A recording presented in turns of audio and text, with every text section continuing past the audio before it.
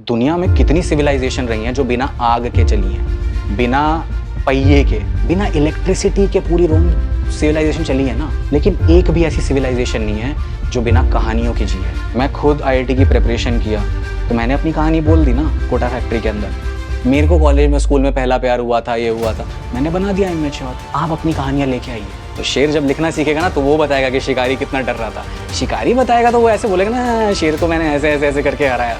अब मुझे ऐसा लगता है कि हम ना इस टाइम नरेशन की दुनिया में, सोशल मीडिया आने के बाद में, हम कहानियों से सच को भी बदल सकते हैं। जैसे ये फ़ोन आया, जैसी OTTs आए तो एक दीवार टूट गई।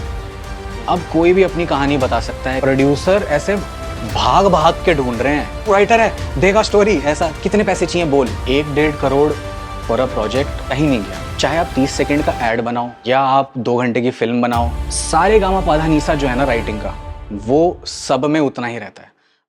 आज की वीडियो बहुत इंटरेस्टिंग वीडियो होने वाली है। आज हम बात करने वाले हैं स्टोरी टेलिंग के बारे में। आज हम बात करेंगे किस तरीके से आप मूवीज की, वेब सीरीज की या फिर यूट्यूब के ऊपर जो वीडियोस आती हैं उनकी स्क्रिप्ट लिख सकते हैं।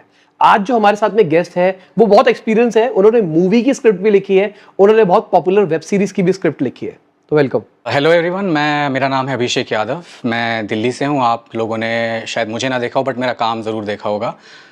कोटा फैक्ट्री वेब शो जो है नेटफ्लिक्स पे, वो मैंने लिखा है। उसके अलावा हॉस्टल डेज, इमेच्योर जो प्राइम वीडियो पर शोज़ हैं वो मैंने लिखे हैं। कैंपस डायरी MX प्लेयर पर वो भी मैंने लिखा है। उसके अलावा काफ़ी सारे स्केचेस अगर आप यूट्यूब पे देखेंगे, स्टार्टिंग फ्रॉम TVF क्यूटियापा से लेके आज तक, तो बहुत सारे स्केचेस लिखे हैं, एड्स लिखे हैं, वेब सीरीज लिखी है। फिल्म फर्रे जो लास्ट ईयर रिलीज़ हुई, अभी Z5 पे आ चुकी है, वो भी मैंने लिखी है। And working on a lot of things. तो basically I am a story telling enthusiast. हमेशा से पसंद था ये सब चीज़ें करना, तो उसी में करियर बना लिया। मैं था IIT बॉम्बे में पढ़ रहा था मेटलर्जिकल इंजीनियरिंग, और उसी टाइम पे एक लगाव सा हो गया। वहाँ पर IIT बॉम्बे में बहुत अच्छा कल्चर होता था, तो हमारा जो ड्रामेटिक्स का और जो फिल्म मेकिंग के क्लब्स थे, एंड बीइंग इन बॉम्बे आपको एक्सेस होता था। तो अनुराग कश्यप, सुमित व्यास एंड तन्मय भट्ट, ये सब जो लोग हुआ करते थे, ये हमारे जजेस होते थे हमारे जो कॉलेज के ड्रामेटिक्स GC में। जो ऐसे आपने छिछोरे में देखा होगा ना स्पोर्ट्स GC, वैसे एक हमारी कल्चरल GC भी होती है IIT बॉम्बे के अंदर। तो उसमें प्रीटी मच मैं सब कुछ जीत चुका था, ये सब कर चुका था। एंड वही जो 3 इडियट्स वाली कहानी है ना कि समझ नहीं आ रहा कि क्या करें, करनी फोटोग्राफी है और अब्बा नहीं मानेंगे। तो वो एक मैंने चांस लिया वहाँ पर, एंड उसके बाद से चीज़ें होती गई और आज फिल्में लिख रहे हैं, बना रहे हैं। Very good. तो मैं सीधा मुद्दे के ऊपर आता हूँ कि अगर कोई हमको देख रहा है और वो स्क्रिप्टिंग लिखना चाहता है, वो स्टोरी लिखना चाहता है, तो कैसे लिखे? क्योंकि बहुत सारे अलग अलग तरीके हैं। आपका क्या तरीका है? तरीके आप सही कह रहे हैं, बहुत सारे हैं, और हर इंसान के लिए ना कोई अलग तरीका है जो उसके लिए काम करता है। स्टोरी टेलिंग का जो सबसे अमेजिंग जो एस्पेक्ट है ना कि एक आदमी की सोच, कोई भी आप अमेजिंग कोई भी अच्छी सी फिल्म देख लीजिए, कहीं पर कुछ है, वो पहले बस किसी के दिमाग में थी और उसने उसको पेपर पे ढाला, फिर एक बहुत सारे बड़े लोगों की टीम बनी और ये सब, और फिर वो कहानी बन के आई। तो तरीके बहुत सारे अलग हो सकते हैं। उसके अंदर कुछ एक ना बेसिक एलिमेंट्स होते हैं जो हर कहानी के अंदर किसी ना किसी तरीके से पिरोए गए होते हैं। तो ये वैसे वाली बात है कि बिल्डिंग बनानी है जी, ठीक है, तो अब कोई बुर्ज खलीफा भी बना सकता है, कोई अपना घर भी बना सकता है। तो लेकिन उसके अंदर जो फोर्स लग रही है, जो स्ट्रेस लग रहा है वॉल के ऊपर, उनका मैकेनिक्स, उनका जो फिजिक्स है, वो सबका एक कहीं ना कहीं सिमिलर ही होता है।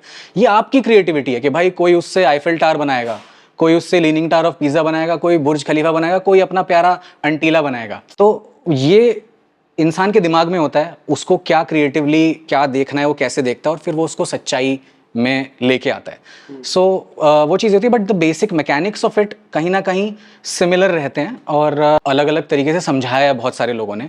कुछ लोग जैसे सिड फील्ड को फॉलो करते होंगे। पहले वो होता था 3 act structure, beginning middle and, उसके अंदर कुछ प्लॉट पॉइंट्स होते हैं। एक था राजा एक थी रानी, दोनों मर गए, खत्म कहानी, ये ऐसे वाली चीज़ होती है। उसके अलावा जोसेफ कैम्बल, ये अपना हीरोज़ जर्नी बहुत पॉपुलर है वैसे। ब्लेक स्नाइडर का बीट शीट वाली एक किताब थी, काफ़ी ऐसे करके, मतलब ये तो पूरी इंडस्ट्री है कि भाई आओ सीखें, कैसे बताएं, वैसे करें। But in the and I think कहीं ना कहीं सब एक ही बात बोल रहे हैं, या फिर कोई कुछ भी काम की चीज़ नहीं बोल रहा है। मैंने पता नहीं कितनी 10-12 दर्जन स्क्रीन राइटिंग की किताबें पढ़ी होंगी। मेरे सामने भी बेसिकली ये ना एक, जब मैं कॉलेज में था तब आपने शुरू में अपनी क्रिएटिविटी में बना लिए प्लेज, आप देखते हो, आप इंस्पायर होते हो कि आप क्या बनाना चाहते हो, वो सब करते हो। बट व्हेन आई स्टार्टेड कि नहीं यार मेरे को ये प्रोफेशनली करना है, तो ऐसा तो नहीं हो सकता कि मैं सिर्फ इस टाइप की कहानियां लिखता हूँ, मैं ये लिखता हूँ, मुझे सब कुछ जानना था। अब एक इंजीनियर कैसे सीखता है भाई चीज़ें, हमारे तो कॉलेज में प्रोफेसर से तो आप पढ़ नहीं रहे थे, आप एग्जाम पास करने के लिए आप खुद किताबें पढ़ते थे, तो वो सीखना आता था हमें। भाई हमें कुछ भी दिखा दो, ये करना है, कैसे सीखना है हम खुद फिगर आउट करेंगे। तो मैंने खुद बहुत सालों तक मतलब मेरा दिन ही ऐसा रहता कि मैं 8 घंटे काम करता हूँ, बाकी 4-5-6 घंटे मैं सीखता था कि मैं और कैसे सीख सकूं। तो मैंने पता नहीं कितनी 100-150 फिल्मों को ब्रेक डाउन किया है, उन्हें एनालाइज किया कि यार ये कैसे मेरे को अच्छी लग रही है, इसने कैसे किया है चीज़। फिर मुझे स्क्रीन राइटिंग किताबें भी मिली, तो मैं वो भी पढ़ता था, ये भी पढ़ता था। और मेन जो चीज़ होती है करने से, कि आप जो करते हो उससे आप सीखते हो। तो मैंने अपने लिए, ये मेरा रूल है भाई, ये मैं ऐसा देता हूँ, ऐसा कोई ज़रूरी नहीं है कोई ऐसे ही लिखेगा तो ही बन पाएगी, पर अपनी समझदारी के लिए मेरे को हमेशा, मैंने अपना एक फ्रेमवर्क बना लिया कि यार एक, चाहे आप 30 सेकंड का ऐड बनाओ, 30 सेकंड की रील बनाओ, या आप 2 घंटे की फिल्म बनाओ, या आप शो बनाओ जी 4-5 घंटे का, या आप 10 सीजन का कुछ बना रहे हो, सारे गामा पाधा नीसा जो है ना राइटिंग का, वो सब में उतना ही रहता है। अब एक सारे गामा पाधा नीसा है, उससे आप एक 10 सेकंड का जिंगल भी बनाते हो जो किसी भी ऐड में है, और उससे ही आप 1 घंटे का गाना भी बना सकते हो। तो ए आर रहमान भी वही सारे गामा पाधा नीसा यूज कर रहा है, आप आज अगर कुछ म्यूजिक बना चाहोगे आप भी वही यूज कर रहे हो, वैसी वाली बात है। तो ये मैंने सारे गामा पाधा नीसा अपना फिगर आउट कर लिया कि यार स्टोरी टेलिंग में मिनिमम इतना तो होना चाहिए। तो उसके बारे में मैं थोड़ा बताता हूँ। सबसे पहला स्टेप जो आता है वो होता है स्टासिस। स्टासिस मतलब आप अभी कहाँ पर हैं, कहाँ से शुरुआत हुई। तो ये कुछ भी हो सकता है कि यार ये हीरो को ऐसा कुछ चाहिए लाइफ में, पर इसके सामने ये दिक्कतें हैं, ऐसा है, और इसको कुछ प्रॉब्लम है। क्या प्रॉब्लम है कि शायद वो बहुत ओवर कॉन्फिडेंट है, चाहे वो डरता है लोगों से, ऐसा कुछ भी हो सकता है। दैट इज आपको अपनी कहानी के हिसाब से फिगर आउट करना है। सेकेंड स्टेप आता है ट्रिगर, कि कुछ हुआ जिससे एक ट्रिगर मिला। जैसे अंधाधुन में कह दूं कि उसने मर्डर देख लिया होते हुए, ये ट्रिगर है ना, उसके बाद कहानी बदल गई। उससे पहले उसका स्टासिस था कि भाई वो एक सिंगर है, म्यूजिशियन है जो कुछ करना चाहता है या जैसे भी कर रहा है। तो वो ट्रिगर मिलने के बाद अब वो एक जर्नी पे निकलेगा, कुछ ऐसा करेगा जिसे हम कहते हैं क्वेस्ट, कि वो अपनी तरफ से जो भी वो करना चाहता है वो करने के लिए क्वेस्ट पे जाएगा, कुछ तरीके अपनाएगा कि ऐसे करूं, ऐसे करूं, ऐसे करूं। और इसका अगला स्टेप है सरप्राइज। तो सरप्राइज है जो वो करने के अंदर उसको जो जो प्रॉब्लम्स आती हैं वो आती हैं। अब ये ना छोटे एक क्वेस्ट से सरप्राइज आया, एक छोटी क्वेस्ट थी, उससे एक छोटा सरप्राइज आया जिससे हम एक बड़ी क्वेस्ट पे गए। अब उससे एक बड़ा सरप्राइज आया जिससे हम और बड़ी क्वेस्ट पे गए, और बड़ा सरप्राइज आया। It is like saying Pokemon में ये वाली जिम पे जाना है, इसको हराना है, अरे पर असली पोकेमॉन चाहिए तो बड़ी जिम पे जाना पड़ेगा। तो वो एक अलग हो जाती है। तो क्वेस्ट सरप्राइज करते करते हम एक पहुंचते हैं क्रिटिकल चॉइस पे, कि यार अब हीरो को ना एक फैसला लेना पड़ेगा, या तो मैं इस रास्ते जाऊं या इस रास्ते जाऊं, और वो उसका कैरेक्टर डिफाइन करता है। तो वो चॉइस लेने के बाद वो पहुंचता है फाइनल क्लाइमैक्स पे, which is the next step. Climax में वो उसके ओपोनेंट, अगर आप कह लो कैसे भी, वो उसकी एक बैटल होती है जिसमें वो जीते हारे कुछ भी हो। उसके बाद आता है उसका अगला स्टेप रिवर्सल। बेसिकली जैसा वो पहले था ना उससे वो बदल चुका है, थोड़ा अलग हो चुका है। तो वो एक अगला स्टेप आता है हमारा रिवर्सल। उसके बाद फाइनल रेजोल्यूशन के भाई कहानी खत्म हुई तो उसके बाद हुआ क्या। ठीक है, तो मैं इसको ये वही भाई अपने स्टेप्स नॉर्मल हैं, मैं इसको अलग अलग चीज़ों में लगा के दिखाता हूँ और कैसे ये चीज़ बनी। तो मैं खुद अपनी चीज़ों का एग्जांपल लेता हूँ जो मैंने लिखी और मैंने कैसे फिगर आउट भी किया, और अलग अलग चीज़ों को बताता हूँ। जैसे हम शुरू करते हैं कोटा फैक्ट्री से। कोटा फैक्ट्री का पहला एपिसोड है, वैभव पांडे हैं। इसका स्टासिस क्या है कि वो कहाँ थे, कहाँ से शुरू किया उन्होंने शुरू किया, ये सब चीज़ें हमने पूरा जो पहला 10-15 मिनट है वो यही एस्टैब्लिश करता है कि ये कौन है, किस सिचुएशन में। तो लॉजिकली इसको हम कैरेक्टर बिल्डिंग भी कह सकते हैं। हाँ, इन्हीं चीज़ों में आपको वो सब चीज़ें डालनी है कि नहीं मुझे हीरो के बारे में ये डालना है, तो यहाँ डालो कि यार वो नर्वस रहता है, ऐसा रहता है, कैसा भी है, मम्मी पापा क्या करते हैं, वो सब यहाँ डालिए आप, जितनी आपको इन्फॉर्मेशन डालनी है। दिस इज द स्पेस, और आप आगे भी रिवील कर सकते हैं चीज़ें। तो भाई वैभव पांडे हैं, कोटा आए हैं, वो 11th में वहाँ थे, उनकी पढ़ाई अच्छी नहीं हुई, अब वो उन्हें लगा हम पीछे रह गए IIT की तैयारी में। तो वो एक महेश्वरी इंस्टीट्यूट आए हैं, वहाँ से वो रिजेक्ट हो गए, उन्हें एक दूसरा इंस्टीट्यूट मिलता है जो एक्सेप्ट कर लेता है, और कुछ बैच की बात होती है ऐसा। ठीक है, वो अपने दोस्तों से मिलते हैं, मीना उनका एक हल्का सा दोस्त बनता है। ट्रिगर उन्हें मिलता है कि पता चलता है कि अरे हमें तो 8-10 बैच मिल गया जो बहुत खराब है। तो अब उसके बाद वो क्वेस्ट पे जाते हैं कि नहीं भाई मुझे मेरी मर्जी का बैच दो, जो मैं डिजर्व करता हूँ वो दो। ये सरप्राइज नहीं दे रहे जी, वो इंस्टीट्यूट वाले बोलते हैं नहीं देंगे। सामने मिल जाते हैं जीतू भैया, तो बोलते हैं अच्छा तेरे को चाहिए। वो पहले भी बोलते भाई मेहनत कर, बकवास मत कर, भीख मांगना अच्छा लगता है, भीख मत मांग, मेहनत कर और छीन ले। ऐसा उनको एक ज्ञान सा हल्का सा देते हैं उसको। बोलते हैं पेपर लो मेरा, फिर लेते हैं पेपर। तो अब ये क्या है, क्वेस्ट है।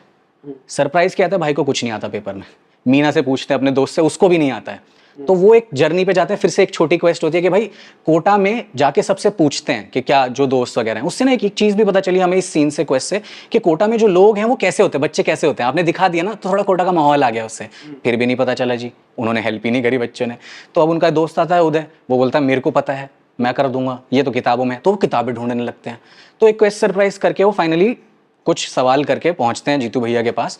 जीतू, अब यहाँ आता है उनका क्रिटिकल चॉइस। उन्होंने करी क्या है, चीटिंग। जैसे स्कूल में बच्चे मार्क्स लाने के लिए चीटिंग करिए ना, वो ऐसे लड़के हैं अभी के लिए। तो जीतू भैया पूछते हैं तूने खुद किए? तो वो झूठ बोलता है, हाँ सर खुद किए। फिर वो उन्हें देते हैं, झाड़ते हैं कि मुझे पता है, ये मेरी किताब थी, यहाँ से सवाल किया, ये तूने इसलिए गलत किया क्योंकि ये वहाँ सोल्यूशन भी गलत है, ये सब बताते हैं। और वो पूरा ज्ञान देते हैं उसे कि भाई तेरे को बदलना पड़ेगा यार, इट इज़ नॉट अबाउट के ये सब तेरे को यहाँ नंबर ले आएगा, IIT के दिन कैसे करेगा, JEE के दिन कैसे करेगा। तो यहाँ पर वो हल्का चेंज होता है कि नहीं यार, मैं एक्सेप्ट करता हूँ, मैं मेहनत करूंगा। तो क्रिटिकल चॉइस के बाद ना आपका ये क्लाइमैक्स ये हुआ और वो बंदा बदल गया। हल्का सा उसके अंदर चेंज आया कि नहीं यार, मेहनत तो करनी पड़ेगी। ठीक है, ये उसका रिवर्सल आया, उसे समझ आता है, वो अपनी किताबें जमाता है। और हम उसके अंदर वो शॉट देखते हैं कि वो AIR-1 की तरफ कैमरा पैन होके जाता है। तो विदाउट हिम सेइंग हमने विजुअली वो दिखाई वो चीज़। देन आया रेजोल्यूशन, जो पहले ना वो अलग सा लड़का था, वो कोटा में सब एक डायरेक्शन में जा रहे थे, जो मेहनत कर रहे थे वो अलग डायरेक्शन में था, जो हमने विजुअली दिखाया है। लास्ट शॉट जो कोटा का है वो है एपिसोड 1 का, कि वो भी उसी डायरेक्शन में जा रहा है। तो अब आपका रिवर्सल आ गया और एक रेजोल्यूशन आ गया। तो ये एक कहानी को आपने क्राफ्ट किया, ऐसा किया। और ये सबकी कहानी है, मतलब कोटा में आप देखो तो ऐसी बहुत कहानियां हुई हैं, हमने उसको एक क्राफ्टेड तरीके से इस मोल्ड में ढाल लिया वैसा। तो ये चीज़ ऐसे थी। अब जैसे ये हो गया एक भाई 30 मिनट का एपिसोड है, 40 मिनट का एपिसोड है, उसकी कहानी के मैंने बीट्स इस तरीके से फिगर आउट कर लिए। या फिर अगर मुझे कुछ फिगर्ड आउट था, इतना पता था, इतना नहीं पता था, तो बाकी सब मैंने इसकी हेल्प से फिगर आउट कर लिया कि यार यहाँ शायद कुछ होना चाहिए, ऐसा कुछ कर सकते हैं क्या, कहीं एक चॉइस आ सकती है कुछ ऐसा, ये वाली कि यार मेरी कहानी में तो चॉइस ही नहीं है। तो आपको वो पता चलेगा ऐसा। अब मैं इस चीज़ को सेम एक छोटी दूसरी कहानी में करता हूँ कि भाई स्टासिस, एक लड़की है, पूजा है, वो अपने ऑफिस में बेस्ट काम करती है, कॉलेज में सबसे अच्छे नंबर लेके आई थी, स्कूल में सब अच्छी किताबें, अच्छा बैग, सब कुछ लाती है, बेस्ट परफॉर्मर है। प्रॉब्लम क्या है, वो एक लड़के से प्यार करती है अपने ऑफिस में, राहुल से, पर उससे कभी बात नहीं कर पाई, ये नहीं कर पाई। अब ट्रिगर आया है कि भाई ऑफिस में कोई पार्टी होने वाली है जिसमें कपल डांस होगा, ऐसा कुछ होगा, और अब इसके पास मौका है, हाँ राहुल से पूछती हूँ, दोस्ती हो जाएगी, फिर ये करेंगे। ये ट्रिगर आता है। अब इस टाइम पे ये सोच रही होती है, तभी एक प्रॉब्लम आती है जो ट्रिगर बेसिक होगा। बहन को हो गए 3 पिंपल, यहाँ यहाँ यहाँ। अब कैसे जाऊँ उसके सामने, उसको मेरा पहला इंप्रेशन ही खराब पड़ेगा, ये वो वैसा। तो वो एक क्वेस्ट पे निकलती है कि मैं क्या, कैसे पिंपल हटा सकती हूँ, मैं कैसे दिख सकती हूँ उस दिन पार्टी के लिए अच्छा। तो माँ से पूछती है, माँ कुछ नीम के पत्ते और ये कुछ बताती है, बहन कुछ और बताती है, दोस्त कुछ और बता देती हैं, सब लगा लेती है बहन जी। तो 3 के 9 पिंपल हो गए। अब वो परेशान है। तो ये क्वेस्ट में सरप्राइज है, ठीक है। अब वो सोच रही है कि यार मैं जाऊं ही ना क्या पार्टी में, मुंह छुपा लूं या ऐसा कुछ करूं। तब उनको एक मिलता है सोल्यूशन, यार कोई बताता है कि आपने हर चीज पे पैसा खर्च किया है, हर अच्छी चीज पे, आप बेस्ट लैपटॉप लेके आए, आपने बेस्ट कॉलेज में पढ़ाई दी, पैसे दिए ना, आप अपनी लुक्स के लिए बेस्ट चीजें क्यों नहीं कर रहे? ठीक है, आप ये क्यों घरेलू नुस्खे जो आपको पता ही नहीं कि भाई क्या करता है, आपकी स्किन कैसी है आपको नहीं पता, ऑयली है कि ड्राई है, वो ऑयली पे लगता है, ये ड्राई पे लगता है, तुमने क्यों लगाया, आपको पता ही नहीं है। तो वो लेके आते हैं जी, ये है 5,000 रुपए की क्रीम, काइली जेनर यूज करती हैं, ऐसा ऐसा है, आपके वाली ये टाइप है, आप ये चूज किए। तो उसे लगता है हाँ यार पैसे खर्च करके देखती हूँ, इंपॉर्टेंट है ना। तो वो क्रिटिकल चॉइस से फिर क्लाइमैक्स पे पहुंचती है, उसके पिंपल ठीक होते हैं, राहुल से बात करती है, राहुल बड़ा खुश है, अरे हाँ हाँ डांस वांस करते हैं। अब क्या रिवर्सल क्या है, उसे समझ आ गया यार जो चीज़ें इंपॉर्टेंट होती है ना, उनमें सस्ता काम नहीं करना चाहिए, टिकाऊ चीज़ लेनी चाहिए, अच्छा चीज़ लेना चाहिए, ऐसा रिवर्सल है। रेजोल्यूशन क्या है जी, एंड में पूजा और राहुल दोस्त हैं। अब इसके अंदर ही, अब इससे हमें क्या सीख मिलती है, अभी इस कहानी से क्या सीख मिलती है कि जो चीज़ें आपके लिए इंपॉर्टेंट है भाई आप उसमें पैसे खर्च करो। अब इसको मेरे को मान लो कहानी का ये बदलना है, मेरे को सार बदलना है, तो क्वेस्ट सरप्राइज तक सब सेम है। क्रिटिकल चॉइस में क्या हुआ, वो पिंपल विंपल ले हट गए उसके, वहां आई, और अब राहुल सामने से आके उससे बात करता है, लेकिन आज तक उसने कभी उससे बात नहीं करी थी। तो वो बोलती है ये कैसा शैलो लड़का है, ये तो शक्ल पे जाता है, मतलब मैं जब बूढ़ी हो जाएंगी मुझे छोड़ देगा ये। तो बोलती है मुझे राहुल चाहिए नहीं, मैं खुद खुश हूँ। अब इसमें कुछ और सीखी, वुमेन एम्पावरमेंट हो, वो वैसा वाला हो गया, आपने कुछ नया सीखा, जैसा आपने क्वीन में देखा है, समझ रहे हो। तो एक छोटा सा आप कहना क्या चाहते हो, उससे आपके बीट्स अलग बन गए कि ये मैंने कर दिया, ऐसा कहना मैं ये चाहता हूँ। तो कोटा में हम अलग चीज कहना चाहते थे कि यार मेहनत करो, जो स्कूल में जैसी चीजें चलती थी वो एक अलग फ्रेमवर्क में चलती थी, आप आए हो असल दुनिया में, आपको वहां कंपटीशन में करना है, तो हमें उससे ऐसे दिखाना पड़ता है कि स्कूल में तो चीटिंग करके भी निकल सकता है, दोस्त मदद कर देगा, कुछ ऐसा हो जाएगा, टीचर दे देगा ले 5 नंबर ग्रेस नंबर, लेकिन वहां तो नहीं देगा ना IIT के पेपर में। तो वो चीज सीखने के भाई खुद मेहनत करनी पड़ेगी, वो हमें वहां सिखाना था। तो कहानी को ऐसे बनाया गया, जैसे मैं अगर आपको बोलूं सेम टाइप ऑफ बीट्स हैं, ऐसा है, लेकिन जैसे 3 इडियट्स में कहते हैं भाई सक्सेस के पीछे ना भागो, एक्सीलेंस के पीछे आएगी सक्सेस झक मार के। ये चीज़ प्रिंसिपल स्कूल के जो होते हैं, हमारे कॉलेज के, हर साल आपके इनॉग्रेशन में, फेयरवेल में पता नहीं कितनी बार बोलते हैं। क्या होता है स्कूल के अंदर? बच्चे यौन कर रहे होते हैं कि अरे भाई छोड़ो, पीटी पीरियड कब आएगा हमारा, हम निकलते हैं खेलेंगे। 10 बच्चे पीछे बंक करके स्कूल दीवार टाप के चले जाते हैं। लेकिन 3 इडियट्स में एंटरटेनिंग, एंगेजिंग तरीके से बताया गया, भाई लोगों की दुनिया बदल गई। पेरेंट्स अब मानने लगे कि हाँ हाँ बेटा कर लो, फोटोग्राफी कर लो, बेटा जो करना है कर लो। देखिए, तो विजडम को जब एंटरटेनिंग, एंगेजिंग तरीके से इम्पार्ट किया जाता है ना, तो वो ज्यादा फैलता है, कहीं ज्यादा फैलता है। तो इसीलिए जो स्टोरी टेलिंग के फ्रेमवर्क्स हैं, ये सब है, वो कहीं ज्यादा आता है। कोई प्रीच का होना नहीं चाहता, वो कोई सुनना नहीं चाहता वैसे कि आप बता दो मेरे को ऐसा ऐसा। एंटरटेनिंग तरीके से बताओगे तो इसीलिए जो स्टोरी टेलिंग है ना, बहुत इंपॉर्टेंट एक फ्रेमवर्क बन जाता है ऐसा। 3 इडियट्स की बात करके चले तो 3 इडियट्स की स्टार्टिंग हो रही है क्वेस्ट से।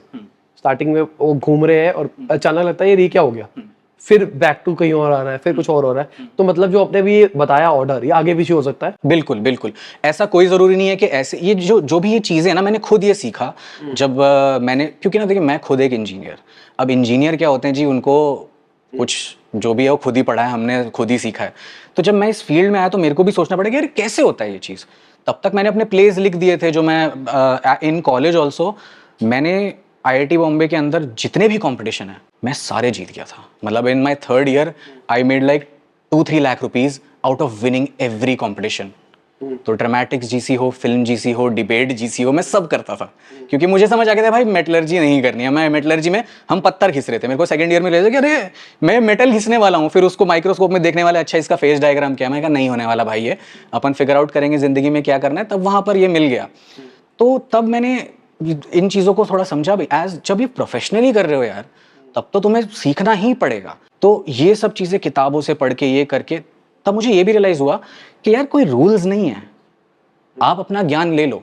तो बेसिकली एक किताब या कोई एक फिल्म आप पढ़ते हो ना, इट इज़ लाइक कि यार आप अपने एक दोस्त से जाके बात कर रहे हो, यार तूने ये फिल्म बनाई या कुछ लिखा, कैसे बनाई, तो आपको 50 चीज़ें बताएगा। अब ज़रूरी नहीं है कि वो सारी चीज़ें आपके लिए अप्लाई करें, आपके लिए कुछ और चीज़ें करेंगी। तो इन चीज़ों के बारे में मैं ये कहता हूँ कि यार इनको ना यूज़ करो, पर इनसे कंफ्यूज मत हो। आपके लिए कुछ भी अप्लाई कर सकता है। कहीं अटके हो तो ये चीज़ आपको बहुत मदद करेगी। जैसे मैंने भी जब ये सीखा तो मेरे को था कि यार स्टोरी आइडिया सबके पास होते हैं, सबके पास। मतलब मैं किसी से भी, मैं जब मैं राइटर बन गया, जब मैं थोड़ा फेमस हो गया, तो मेरे को सब बोलते हैं यार मेरे पास भी ये कहानी है, ये बताना है, ऐसे कर, सब बोलते हैं। मैंने भी ऐसे ही शुरू किया था। मेरा ये था कि यार कितनी अच्छी कहानियां बनती हैं। ये स्कूल में जब पहला प्यार होता है तो क्या क्या भसड़ हो रही है। अरे जैसे स्कूल में, हमारे स्कूल में ऐसा हुआ था, बहुत सारे ना अफेयर्स होने लगे थे बच्चों के। तो उस टाइम पे हमारी जो प्रिंसिपल है, उन्होंने क्या, रक्षाबंधन की ना वो होती है कुछ सेरेमनी वगैरह, जो भी प्ले वगैरह करते हैं बच्चे, वो चल रहा था। तो वो खत्म हुआ और उसके बाद प्रिंसिपल ने कहा कि अच्छा अब हम रैंडमली नाम लेंगे और ये बच्चे आएंगे और ये एक दूसरे को राखी बांधेंगे। और हर क्लास टीचर ने जो नाम दिया ना कि नहीं इनका अफेयर चल रहा है, ये बच्चे ये कर रहे हैं, उनको बुला लिया राखी पे। तो मेरे पास ये कितना अच्छी कहानी है ये, कि अगर किसी के साथ हो जाए कि, और वो स्टेज पे हुआ कि there was a very famous couple in our school, ऐसा 11th-12th का, लड़की ने राखी बांधी लड़के को, वहां पर जबरदस्ती टीचर बोल रही है बांधो बांधो बांधो, लड़का राखी तोड़ रहा है कि नहीं मैं तुमसे प्यार करता हूँ। तो मेरे लिए इतना फनी था वहां देखते हुए। और आधा जो बाकी बैच के बच्चे हैं वो बैठे हुए हैं कि अगला मेरा नाम तो नहीं आने वाला, कहीं ये तो नहीं होने वाला, वैसा वैसा। तो this was such an interesting story कि मैंने कहा यार ये कितना सही ड्रामा हो रहा है। पहले प्यार के एक बड़ी कहानी के अंदर मैं ऐसी चीजें डाल सकता हूँ कितनी, कि अरे आप ये करते हो। आपको भी पहला प्यार हुआ था? अरे यार सबको हुआ है, इसीलिए तो है ना, स्कूल में हुआ था क्या? हाँ, तो आपकी राइटिंग में दिखाई देता है वो। तो वो चीज़ है ना कि मेरे साथ हुआ है। और मैं लोगों को ऐसे कुछ भी, हम बैठे हुए हैं, कुछ दोस्तों का चौकड़ी बैठी है और जी आज बात हो रही है, तो सब 40 साल का बंदा बता रहा है कि अरे यार मैं जब बिहार में था वो 1995 में, तब एक लड़की थी, मैंने उसे बोला मुझसे फ्रेंडशिप करोगी, और ये तो मैंने कहा सबकी ये कहानी है, तो क्यों ना ये बनाए, कितना रिलेटेबल है ये। अब ये आइडिया तो सबके पास है, बट उसे क्राफ्ट कैसे करें। तो अब ये सारी चीज़ें डाली गई। इमेच्योर अगर लोगों ने देखा हो तो पहला एपिसोड इस बारे में है कि, तो उसका हमने एक फ्रेमवर्क भी बनाया कि सिर्फ पहले प्यार की कहानी नहीं है, पहले प्यार में आप क्या क्या चीज़ें पहली बार करते हैं। तो पहली बार पेरेंट्स से कुछ बाइक या फोन ऐसे मांगना, ये सबके साथ हुआ है, जिसपे पिटाई होती है बहुत, ये साले नहीं देंगे और तुम बहुत जिद करते हो उस टाइम पे और तुम पिटते हो, ये सबके साथ हुआ है। तो वो कहानी हमने किसी तरीके से पहले एपिसोड में डाली। दूसरे में रक्षाबंधन वाली डाली। तीसरी ये चीज़ होती है कि आपका पहली बार ना कोई झगड़ा वगड़ा होता है स्कूल में, आप गुस्सा आ जाते हो, पहली बार कुछ लोग दारू पी लेते हैं, सिगरेट ट्राई करते हैं, वो हमने 3rd एपिसोड में डाला। और इस तरीके से बहुत सारे, एक आइडिया, मेजर आइडिया जो सबसे क्लिक किया होता है कि यार पहले प्यार पे कोई कहानी बनानी चाहिए। और तब तक हिंदी फिल्म इंडस्ट्री में होता था यार जब तक कोई हीरो नहीं है आप कैसे बनाओगे फिल्म, कैसे बनाओगे। तो ये छोटे बच्चों की, यंग अडल्ट लोगों की जो कहानियां होती थी ना, वो कभी आ ही नहीं पाती थी ऊपर, क्योंकि आप कैसे लोगे यार, बच्चे की फिल्म देखने तो कोई आएगा नहीं। तो ये हमारे पास अपॉर्चुनिटी इन वेब सीरीज, जो लोग भाई 15, 17, 18 साल के दिखते हैं वैसे ही लोगों को दिखाओ स्क्रीन पर और उससे बनाओ। तो ये हमारे पास एक अपॉर्चुनिटी थी और इसमें ही हमने ये सारी कहानियां बना बना के ये चीज़ें करी। मैच्योर में ये किया गया था। सेम चीज़ जब मैंने आईआईटी की प्रिपरेशन करी तो मेरे को बहुत कि यार ये तो मेरा पूरा कैरेक्टर चेंज हुआ है। मैं पहले 11th में जिस दिन पहला आया था उससे लेके जिस दिन मेरा आईआईटी में सिलेक्शन हुआ, मैं कितना बदल गया हूँ। कि पहले में अरे सो रहे हैं भाई, अरे यार कल पढ़ेंगे, देखेंगे, पर एक टाइम आता है जब आपको बदलना पड़ता है, जब मेहनत करनी पड़ती है, ये सब। तो ये कैसे हुआ, ये कैसे, वो एक कहानी थी जो हमने कोटा फैक्ट्री में अलग अलग चीज़ों को लेके, अलग अलग सीख से लेके वैसे बनाई। फिर जब मैं कॉलेज से निकला, हॉस्टल डेज यहीं से निकला था कि मैं अपने कॉलेज फ्रेंड्स को बड़ा मिस कर रहा था कि यार अब ये चले गए। अब कॉलेज का बहुत अमेजिंग टाइम था मेरा आईआईटी में, तो उसको कैसे मैं एक मेमोरी बना लूँ। तो hostel days season 1 on prime video is just me and my friends in college. हम कैसे थे, हमारी क्या क्या, पहली बार जीपीएल होता है ना बर्थडे पे, वो एक नई चीज़ देखी, अरे क्या होता है। क्लब्स में जाते हो आप और वो क्लब आपकी आइडेंटिटी बन जाते हैं, वो सब चीज़ें। दोस्त जो आपके साथ प्रैंक्स खेलते हैं, मस्करी खेलते हैं। फिर वो वाली रात जब आप पहली बार एंडसम की तैयारी करते हो, समझ रहे हो वो वाली चीज़। स्कूल की पढ़ाई और कॉलेज की पढ़ाई में बहुत फ़र्क होता है। वो क्या फ़र्क होता है, वो चीज़ को दिखाना। सो एंटरटेनिंग तरीके से कोई ज्ञान दे देना, विजडम दे देना, वही कहीं ना कहीं कहानी है। कहानी जो वर्ड है ना, आप देखो क्या, उसको तोड़ो, कहानी, मात्राएं हटाओ, कहना, कहन, क्या कहना है तुम्हें, तो क्या कहना ही कहानी होती है। तो जब आपको ये पता है ना कि कहाँ आपको क्या कहना है, अब उसके बाद आपको उसको क्राफ्ट करना है। आप देखो महाभारत में इतने सारे चैप्टर्स हैं, ये सब है, कोई ना कोई एक विजडम इम्पार्ट करके जाता है। कैसे, तो अगर कि आपको धर्म के लिए अपनी फैमिली को भी मारना पड़ेगा, अगर धर्म को प्रॉब्लम आ रही है तो वो करना पड़ेगा, ये आपका धर्म है कि यार मेरे को अच्छे काम के लिए अगर मेरा फैमिली भी मेरे सामने आ जाए तो मुझे मारना पड़ेगा। वो कैसे दिखाया गया, जब अर्जुन को कौरवों को मारना पड़ा, तो क्या कहना चाहते हैं, एक विजडम इम्पार्ट हुआ है। तो वो विजडम इम्पार्ट करने का बेस्ट तरीका जो है वो है कहानी। और ये देखिए दुनिया में कितनी सिविलाइजेशन रही हैं जो बिना आग के चली हैं, बिना पहिए के, बिना इलेक्ट्रिसिटी के पूरी रोम सिविलाइजेशन चली है ना, सब हुआ है हड़प्पा से लेके सब, लेकिन एक भी ऐसी सिविलाइजेशन नहीं है जो बिना कहानियों की जी है। तो इस दुनिया की सबसे पहली कहानी बताऊं क्या थी, जो हम केव पेंटिंग्स देखते ना, ये सब पता है क्या हुई होगी शायद मेरे हिसाब से, कि कोई केव पेंटिंग होगी जिसमें ना सारे जो ह्यूमंस तब थे वो जाते थे जी कि वहां जाएंगे और वहां से कुछ मार के लाएंगे अपना घोड़ा हिरन और खाएंगे जी रात को, ये रास्ता है। तो इस रास्ते से गए वहां एक शेर आ गया और सबकी हालत खराब, है कैसे, शेर से तो डर लगता है जी, तो भाग रहे हैं इधर भाग रहे हैं, कुछ हुआ, एक वहां लाइटनिंग हुई, कुछ आग लग गई पेड़ के अंदर, और हमने किसी एक ह्यूमन ने रियलाइज किया कि अभी ये शेर डर रहा है उससे, तो उसने वो टहनी तोड़ी, उसके अंदर आग लगाई और ऐसे ऐसे करके उसको डराने लगा। और उस दिन उन ह्यूमंस को पता चला अभी शेर जो है, इससे पहले वो जब भी जाते थे शेर से कोई मर के आता था कि भाई 10 गए थे 6 ही वापस आए, ऐसा होता था हर बार वहां। उस दिन उन्हें पता चला आग से डरता है, तो आग से उन्होंने डराया, फिर वो अपना शेर वर शिकार करके लाए और वापस आए। अब कैसे बताइए बाकियों को कि अबे कभी भी शेर आए आग लेके जाना, तब तो लैंग्वेज भी नहीं थी, कोई कैसे बताएं। तो उन्होंने ये पेंटिंग बनाई कहानी कि ये होता है शेर जो हमें मारा, शेर क्या है उस कहानी में विलन, ये कौन है हीरो, और ये क्या एक इंसाइटिंग इंसिडेंट, ट्रिगर के भाई वो आ गया, सरप्राइज ये है कि सरप्राइज, फिर पता चला अरे क्रिटिकल चॉइस कि भाई एक बंदा गया लेके आग, उसने लगाई और उसको डराया वैसे, अब वो चेंज हो गया, अब वो शेर से ऊपर है। पहले हम शेर से डरा करते थे, आज हमारे पास वो वेपन है जो शेर से। तो पहली कहानी ऐसी हुई थी केव पेंटिंग्स की शायद, मतलब मैं ऐसा सोच रहा हूँ कि हुई होगी, बट यही तो ये विजडम इम्पार्ट करते करते आप कोई भी प्रोवर्ब सुनते हो, कुछ भी ऐसा, नाच ना जाने आंगन टेढ़ा, अंगूर खट्टे हैं, ये कब की कहानी है कि लोगों ने देखा, लेकिन वो जो लाइन है विजडम इम्पार्ट हुआ, नाच ना जाने आंगन टेढ़ा, अंगूर खट्टे हैं, वो कब से कहानियां सबसे ज्यादा फ्लो करती हैं। तो वो एक मुझे ऐसा लगता है कि हम ना इस टाइम नरेशन की दुनिया में, सोशल मीडिया आने के बाद में, हम कहानियों से सच को भी बदल सकते हैं। बिल्कुल बिल्कुल। तो अगर आज के टाइम पे कोई कहानी बनाना, कहानी को कम्युनिकेट करना सीख जाता है तो वो सच को, रियलिटी को ही बदल सकता है। मैं आप बिल्कुल बहुत सही बात बोली आपने, और ये मैं हमेशा से इसमें बिलीव करता हूँ। मेरे को भी एक पॉइंट के बाद चमकी ऐसे ये चीज़।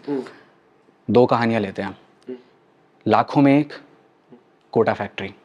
लाखों में एक में बताया गया आईआईटी की प्रिपरेशन से आपका पैशन मर गया, बेहाल हो गया, कोई सुसाइड कर रहा है, ये कर रहा है, आईआईटी की प्रिपरेशन को ऐसा दिखाया गया, क्योंकि वो कहानी उस लड़के के लिए सही है, वो करना भी नहीं चाहता था और उसके साथ इतना बुरा हो गया अगर तुमने उसे इस चीज़ में डाला।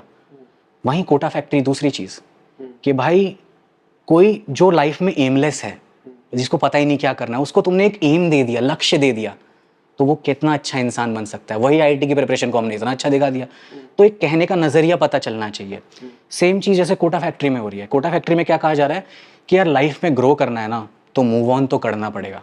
तो वो अपने दोस्तों को जो उसने पिछले 6-8 महीने में बनाया है, उनको छोड़ के दूसरे इंस्टीट्यूट जा रहा है। वहीं एस्पिरेंट्स, दूसरी कहानी क्या कहता है कि यार लाइफ में सक्सेस के लिए ना खुद की फैमिली को छोड़ देना, ये सब इट्स नॉट वर्थ इट, कि तुम वो सक्सेस शेयर करने वाला कोई रहा ही नहीं तुम्हारे पास। तो एक ही तरीके से कि वो प्रिपरेशन ही है ना यूपीएससी की और आईआईटी की, आपने दो दुनिया की अलग अलग बातें बता दी। तो जो आपको आगे पहुंचानी है चीज़, उसके हिसाब आपको ये पता होना चाहिए आपको क्या कहना है। वही जो कहानी मैंने बोला ना, कहना क्या कहना है, अगर आपको वो पता है, उसके बाद आपके पास बहुत टूल्स हैं स्टोरी टेलिंग के, जिससे आप उसे प्रॉपरली प्रूव कर सकते हो। 3 इडियट्स का एग्जांपल लूंगा। 3 इडियट्स में अगर भाई रैंचो पूरे टाइम बोलते रहते हैं जी कि नहीं नहीं सक्सेस एक्सीलेंस ये वो, अगर वो लास्ट में चतुर उनके सामने भीख नहीं मांगता ना कि भाई ये चल, उन्होंने प्रूव किया कि भाई सक्सेस के पीछे, ये आदमी सक्सेस के पीछे भागा, ये एक्सीलेंस के पीछे भागा, आज कौन किसके सामने झुक रहा है, तो वो लास्ट सीन में प्रूव होता है, तभी वो कहानी वर्क करती है। अगर आपने अपनी कहानी से प्रूव नहीं करवाया तो कहीं ना कहीं बस बातें लगेंगी कि प्रीच कर दिया इन्होंने, वो प्रूफ करवाई है। यही एक क्राफ्टिंग। अभी रिसेंटली मैंने अपनी कंपनी बेची, तो मैं फुल टाइम कंटेंट क्रिएशन में आया, क्योंकि मेरे को समझ में आया डिस्ट्रीब्यूशन बहुत बड़ी चीज़ है। अगर अपना खुद का प्रोडक्ट निकालूंगा, ऐड चलानी पड़ेगी, यूट्यूब पे ऑडियंस बना लेंगे, कल को इसी ऑडियंस को अपना प्रोडक्ट कुछ भी बेच सकते हैं। प्रोडक्ट अच्छा होगा तो अपने आप नेटवर्क इफेक्ट से ग्रो हो जाएगा। तो फुल टाइम कंटेंट क्रिएशन में घुसने के लिए मेरे को बहुत कुछ समझना था कि भाई स्टोरीज कैसे काम करती है, यूट्यूब कैसे काम करता है। इससे पहले एक पार्ट टाइम हॉबी थी कि जब टाइम मिलता था काम करते थे। तो उस टाइम पे रिसर्च के अंदर मैंने दुनिया के सारे फ्रेमवर्क्स पढ़ डाले कि क्या क्या किसने क्या क्या बनाया है, कहाँ से क्या किया। तो 50-55 फ्रेमवर्क्स थे जो मेरे को दुनिया में मिले। हमने सबको डॉक्यूमेंट किया और डाल दिया। बट मुझे रियलाइजेशन आई, जैसे भी आपने भी बताया, फ्रेमवर्क से स्टोरी नहीं बनती है। फ्रेमवर्क से आपको ये तो स्केलेटन तो मिल गया है कि मेरी स्टोरी का स्केलेटन क्या होना है, बट एक्चुअली स्टोरी टेलिंग, क्योंकि आप आए हो तो आपने प्रैक्टिकली लिख के चीजें आपकी लाइव हो चुकी है। लोग सिर्फ प्लानिंग स्टेज पे होते हैं। तो स्टार्ट कैसे किया जाए? स्टेप 1 क्या है? स्टेप 1 मैं कहूँगा कि सबसे पहले ना एक राइटर होने के लिए ना बहुत इमोशनल इंटेलिजेंस चाहिए, बहुत पेशेंस चाहिए आपको। सबसे मुश्किल चीज़ जो होती है जब आपके सामने खाली पन्ना होता है, कैसे भरें इसे। किसी भी एक्टर को, डायरेक्टर को कैसा है कि एक स्क्रिप्ट मिलती है, ये बनाना है, फिर वो उस बेस के ऊपर कुछ अपना बनाता है और ऐड करते जाते हैं। बट राइटर का काम सबसे मुश्किल होता है क्योंकि उसके सामने है खाली पन्ना, तो वो उसको किसी भी डायरेक्शन में लेके जा सकता है। तो सबसे इंपॉर्टेंट चीज़ जो मैं मानता हूँ वो है आपको ये पता होना चाहिए कि यार मुझे क्या कहना है, उसको फिर आपको समझना चाहिए कि मुझे इसे कैसे कहना है। तीसरी चीज़ होती है कि मुझे ये किसके लिए कहना है। अगर आपको ये तीनों चीज़ें पता हैं तो आप शुरू करें। उसके अंदर अब क्या है ना कि बहुत रिसर्च लगती है। एक तो ऐसा होता है कि जैसे मैं अगर आईआईटी, हॉस्टल लाइफ या स्टार्टअप, इन सब चीज़ों के बारे में लिखूंगा, मैं उस दुनिया को जी चुका हूँ। लेकिन कल को अगर मुझे कुछ कहानी लिखनी है केरला में एक गांव का बंदा कैसा है, तो मेरे को उसके बारे में बहुत कुछ जानना पड़ेगा। तो वो रिसर्च वहाँ जाके उस टाइप के लोगों से मिल के, वो बहुत ज़रूरी है। ऐसा कि यार मैं इसके बारे में अब 1 घंटा बात कर सकता हूँ, बुलाओ। आप इस लेवल पे पहुँचो पहले, सबसे पहले ये ज़रूरी है। बहुत सारे राइटर ये भी गलती करते हैं ना कि वो पहले उतर जाते हैं कि फिगर आउट कर लेंगे, ये कर लेंगे। वो थोड़ा कहीं ना कहीं मुश्किल हो जाता है, फिर आप कहीं ना कहीं आगे अटक जाते हो। तो बहुत ज़रूरी है एक चीज़ है ना कि आपके पास कोई आइडिया है ना, तो उसके अंदर का आप गोल्ड ढूंढो। जैसे मैं एग्जांपल लेके चलता हूँ, मेरे दिमाग में एक आइडिया है कि मैं अपनी स्टोरी को डॉक्यूमेंट करना चाहता हूँ। फिजिक्स वाले ने जैसे किया, मैं वैसे करना चाहता हूँ। ठीक है, मेरे लाइफ ही है, मेरे को अपने बारे में पता है और मैं अपनी स्टोरी को बताना चाहता हूँ। तो अब क्या करूँ? तो बेसिकली आपके पास आपकी पूरी जर्नी डॉक्यूमेंटेड है। ठीक है, अब आप उसमें देखिए आप कहना क्या चाहते हैं ओवरऑल। अच्छा, स्टोरी का सार क्या होगा? हाँ, स्टोरी एक तो आप पूरा सार सोचिए कि यार पूरी कहानी मेरा ये कहती है। अब आप मान लो एपिसोड्स में बना रहे हो, तो आपका ये एपिसोड क्या कहना चाहता है। जैसे आपका पहला एपिसोड कहीं होगा कि आप घर पे थे या ऐसा कुछ था, लेकिन आपको अपने पेरेंट्स को बोलना पड़ा। मान लो आप ऐसे बहुत डरते थे अपने पेरेंट्स को बताने से कि यार मैं कंपनी बनाना चाहता हूँ। वो चाहते हैं कि नहीं आप नौकरी करो, यूपीएससी करो, ऐसा कुछ करो। और आपके पेरेंट्स ऐसे हैं कि आपको डर लगता है उनसे कि नहीं यार मैं इनके अगेंस्ट कभी नहीं जा सकता। शायद पापा का सपना था कि नहीं बेटा तू डॉक्टर बनेगा, तो पापा को ये बोलना कि पापा मैं आपके सपने के लिए अपनी जीवन नहीं जीना चाहता, मैं अपने सपने के लिए अपना जीवन जीना चाहता हूँ। तो ये बोलो। पहले एपिसोड का जो सार होना चाहिए ना, क्या कहना चाहते हैं, वो ये निकल गया। हो सकता है, ठीक है समझ गया। ऐसा हो सकता है। अब उसके हिसाब से कहानी बनाते हैं हम कि यार हमें ये लैंड करवाना है ना, ये बात सबको लगे, तो अब हम उस हिसाब से कहानी बनाएंगे। अब इसको और अब ऐसा भी नहीं है कि हमें आपके पेरेंट्स पीट रहे हैं आपको, नहीं, बहुत प्यार करते हैं, बहुत ही ज्यादा, सब दिया है बेटे को यार, जो चाहिए चाहिए। अब उस बाप को बोलना तो और मुश्किल हो जाएगा ना कि पापा सॉरी पापा, आपका सपना नहीं मेरा सपना। यहाँ पे मैं आपको रोकना चाहूंगा, मैंने ना अभी एक चीज और रियलाइज करी है कि अगर आप कभी कोई मैसेज कन्वे करना चाहते हो ना, तो उसमें से प्रॉब्लम्स को हटा दो। प्रॉब्लम्स एज इन पैसों की प्रॉब्लम को हटा दो, कि अगर आपको पैसों की प्रॉब्लम के अराउंड स्ट्रगल बनाना है तो बना सकते हो, बट अगर आप ये वाली स्ट्रगल हटा दो ना कि घर में पैसा नहीं था, पैसे की दिक्कत थी, पापा नहीं लेके आ रहे थे, या घर से लड़ाई झगड़ा हो रहा था, घर हमेशा सही था, तो हम प्योर फोकस कर पाएंगे मेरी स्टोरी के ऊपर। अगर हमने घर को फोकस कर दिया तो कहीं ना कहीं स्टोरी डिल्यूट हो जाती है। ये क्या ना, कहानी सिर्फ एक चीज से नहीं, एक आइडिया से नहीं बनती, उसमें मल्टीपल आइडियाज लगते हैं जिससे वो कहानी रिच होती है, वो डेंस होती है। वो ना आप देखो, कहानी ये है कि जैसे मैं कोटा फैक्ट्री की बात ले लूँ या हॉस्टल डेज की बात ले लूँ या किसी भी चीज़ की, अगर कोई आदमी आज तक कोई अमेरिका का बंदा है, उसको पता ही नहीं कि कोटा क्या होता है, आईआईटी क्या होता है, कुछ नहीं पता है, वो कोटा फैक्ट्री देखेगा और उसको समझ आ जाएगा कि अरे कोटा करके एक जगह है, वहाँ ना बहुत लाखों बच्चे आते हैं, वो बंसल सर ने शुरू करी थी, वहाँ ऐसे ऐसे एंट्रेंस टेस्ट होते हैं, बैचेस होते हैं A5, वहाँ कचौड़ी खाई जाती है, वहाँ चॉकलेट प्रॉब्लम होता है, फिर वहाँ थोड़े टाइम के लिए छुट्टियाँ होती हैं और फिर बैच रीशफल होते हैं और ऐसे इंस्टीट्यूट के बीच में लड़ाई होती है। वो आदमी को भी सब समझ आ जाएगा ना। तो आपने अपना जीवन, ये वक्त, ये सारे लोगों के थॉट्स, उसको पता है कि उदय जैसे बच्चे होते हैं जिनके माँ बाप तो बड़े सक्सेसफुल होते हैं पर वो उनसे नहीं हो पा रहा होता, मीना जैसे बच्चे होते हैं जो बहुत गरीब होते हैं, ऐसे होते हैं और वो इतनी स्ट्रगल कर रहे हैं, वैभव जैसे एक क्लूलेस बच्चा होता है, जीतू भैया जैसे एक टीचर होते हैं, उसको सब पता चल गया ना इस कहानी के बारे में। तो ये अपने जमाने को, अपनी कहानियों को डॉक्यूमेंट करना किसी को भी समझ आ जाए, वैसा ही हॉस्टल डेज के बारे में मैं कहूंगा कि कोई भी देख ले उसे समझ आ जाएगा, हाँ इंजीनियरिंग हॉस्टल जो इंडिया में होते हैं वहाँ ये सब बकर चलती है, ये ऐसा ऐसा ऐसा होता है। तो आपकी कहानी में जो जो चीज़ें हैं ना, उनको गोल्ड मानो कि यार नहीं, ये चीज़ हुई थी ना मेरे साथ, मैंने क्या सीखा इससे। तो पेरेंट्स से लड़ना, और या फिर कैसे भी हो सकता है आपके पेरेंट्स बहुत सपोर्टिव हो, आपको आइडिया ना मिल रहा हो, वो वाली कि वो गलतियां जो हैं वो कर लो। जैसे कुछ भी ऐसा हो सकता है कि आपने मान लो कुछ धोखा खाया किसी पार्टनर से जब आप अपना पहला स्टार्टअप कर रहे थे, तो उससे एक सीख मिली ना। लोग जब आप वो अपनी कहानी में डालोगे कि यार हर बार उस पार्टनर पे भरोसा मत करो, कभी कभार ऐसा भी होता है कि जिस पे तुम सबसे ज्यादा भरोसा कर रहे थे और उसने दगा दे दी, जिस पे तुम भरोसा नहीं कर रहे थे वो तुम्हारे साथ खड़ा रह गया। तो ये एक्सपीरियंसेस हैं लाइफ के जो आप विजडम को एक पैक करके ना एक कहानी में एंटरटेनिंग तरीके से आप दे रहे हो, वैसा। तो बहुत जरूरी है कहना, और उसके बाद फिर एक क्राफ्ट की बात है कि यार इसको कैसे लैंड करवाएं। जैसे मान लीजिए आपकी कहानी है वो एस्पिरेशनल जॉनर में आएगी, तो एस्पिरेशनल है तो वो वैसा ना कि हार नहीं मानूंगा, रीस्टार्ट, ये सारी चीजें होती हैं। जैसे 12th फेल कोई भी देखेगा उसे समझ आएगा यार ऐसा कुछ होता है कि एक गरीब बंदा भी आईपीएस बन सकता है, सोच सकता है, ड्रीम कर सकता है। कितना मोटिवेशनल है वो उसको देखने के लिए। पर उसके लिए सारे प्रॉब्लम्स दिखाना बहुत जरूरी है कि ऐसा भी होता है, ऐसा भी होता है, ऐसा भी होता है। तो उससे कहानी कितनी डेंस होती है कि यार ये इतना कुछ घूम घाम के लाए, और बहुत सेटिस्फाइंग होता है फिर इवेंचुअली। फिर जब आपका स्टार्टअप फंडिंग उठाएगा या आप जीतोगे इवेंचुअली, तो वो बहुत सेटिस्फाइंग लगेगा, कितने सारे ऑब्स्टिकल्स लेके आया। वही जो मैं क्वेस्ट सरप्राइज बोल रहा हूँ ना, इतनी सारी चीजें कि ये भी कैरेक्टर मिला उसे, ऐसा भी मिला। तो वो जितनी कहानी डेंस होती है उससे उतना ज्यादा मजा आता है। बट कहीं ना कहीं कहानियां जो हैं वो होती इवेंचुअली विजडम के बारे में है, और उसमें एंटरटेनमेंट सबसे जरूरी है। जब तक वो एंटरटेनिंग नहीं है तब तक कुछ नहीं, क्योंकि वरना तो कोई देखेगा ही नहीं। ऐसे हम कितनी एक्शन फिल्म्स देखते हैं जिसमें बस शुरू होता है भाई माँ का बदला लेना है, और वो लेता जाता है लेता जाता है, उसमें बस मजे होते हैं कि भाई ये कुछ करने गया था, वहां कैसे किया है इसने, वो ऑब्स्टिकल्स होते हैं। तो वो मजे की बात है कि एंटरटेन आपको हमेशा करना है। अगर आप एंटरटेन नहीं करो तो आप बोर कर रहे हो लोगों को, वो फिर आपकी कहानी ट्रैवल नहीं करेगी। तो मतलब सबसे पहले हमको अपना वाई जानना है कि हम क्यों बना रहे हैं स्टोरी, किसके लिए बना रहे हैं। उसके बाद में हमको उस जो भी हम बनाना चाहते हैं उसके अराउंड स्टोरीज इकट्ठी करनी है। बहुत सारे क्वेस्ट इकट्ठे करते हैं, अगर मैं इसको फ्रेमवर्क के हिसाब से चलूं तो जितने क्वेस्ट इकट्ठे कर सकते हैं उतने क्वेस्ट इकट्ठे करेंगे। फिर व्हाट्स नेक्स्ट, मतलब लॉजिकली क्वेस्ट के अंदर बहुत सारे कैरेक्टर्स आ रहे हैं, तो फिर उन कैरेक्टर्स को भी कुछ करेंगे या पहले सिर्फ क्वेस्ट क्वेस्ट क्वेस्ट क्वेस्ट इकट्ठी करेंगे। मैं जैसा सोचता हूँ ना ऐसा कि हर कहानी के अंदर ना हर कैरेक्टर का एक रोल होता है करने के लिए कि वो कहानी में क्या ऐड कर रहा है। तो ऐसे आपने कहानी में बहुत सारे ना ऐसे बताऊंगा आपको जो आपने हर कहानी में कुछ ना कुछ देखा होगा। एक तो आपका हीरो है, ठीक है, उसके ना बहुत सारे ओपोनेंट्स होते हैं। जैसे मैं अगर बताऊं कोटा फैक्ट्री का एग्जाम्पल ले लो या फिर पिक्चर्स का एग्जाम्पल ले लेते हैं। जैसे तो पिक्चर्स में क्या है, नवीन जो है उसका पहला ओपोनेंट कौन सा है? उसका बॉस, जिसको उसे बोलना पड़ेगा कि नहीं सर अब मुझे जाना है। उसके बाद उसके ओपोनेंट अलग हैं, वो इन्वेस्टर्स वैसा। तो ये ओपोनेंट जो होते हैं ना, अलग अलग तरीके से आपके ऊपर अटैक करते हैं। जैसे वो आपके वैल्यू सिस्टम को जांच रहे हैं। जैसे पहले episode of picture season 1 is, यार नौकरी नहीं मेरी, उन्होंने प्रमोशन नहीं दिया, मैं जा रहा हूँ। तो उसने आके और बड़ा प्रमोशन दिया, अब भी स्टार्टअप करेगा क्या?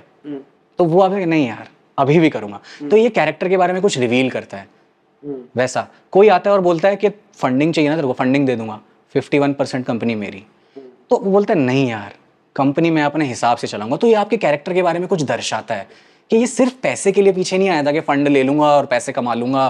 पैसे मिल रहे हैं फिर भी नहीं मना करना। तो ये जो चीज़ है ना, विजडम माना कि ये ऑब्स्टिकल्स आपके आते हैं सामने।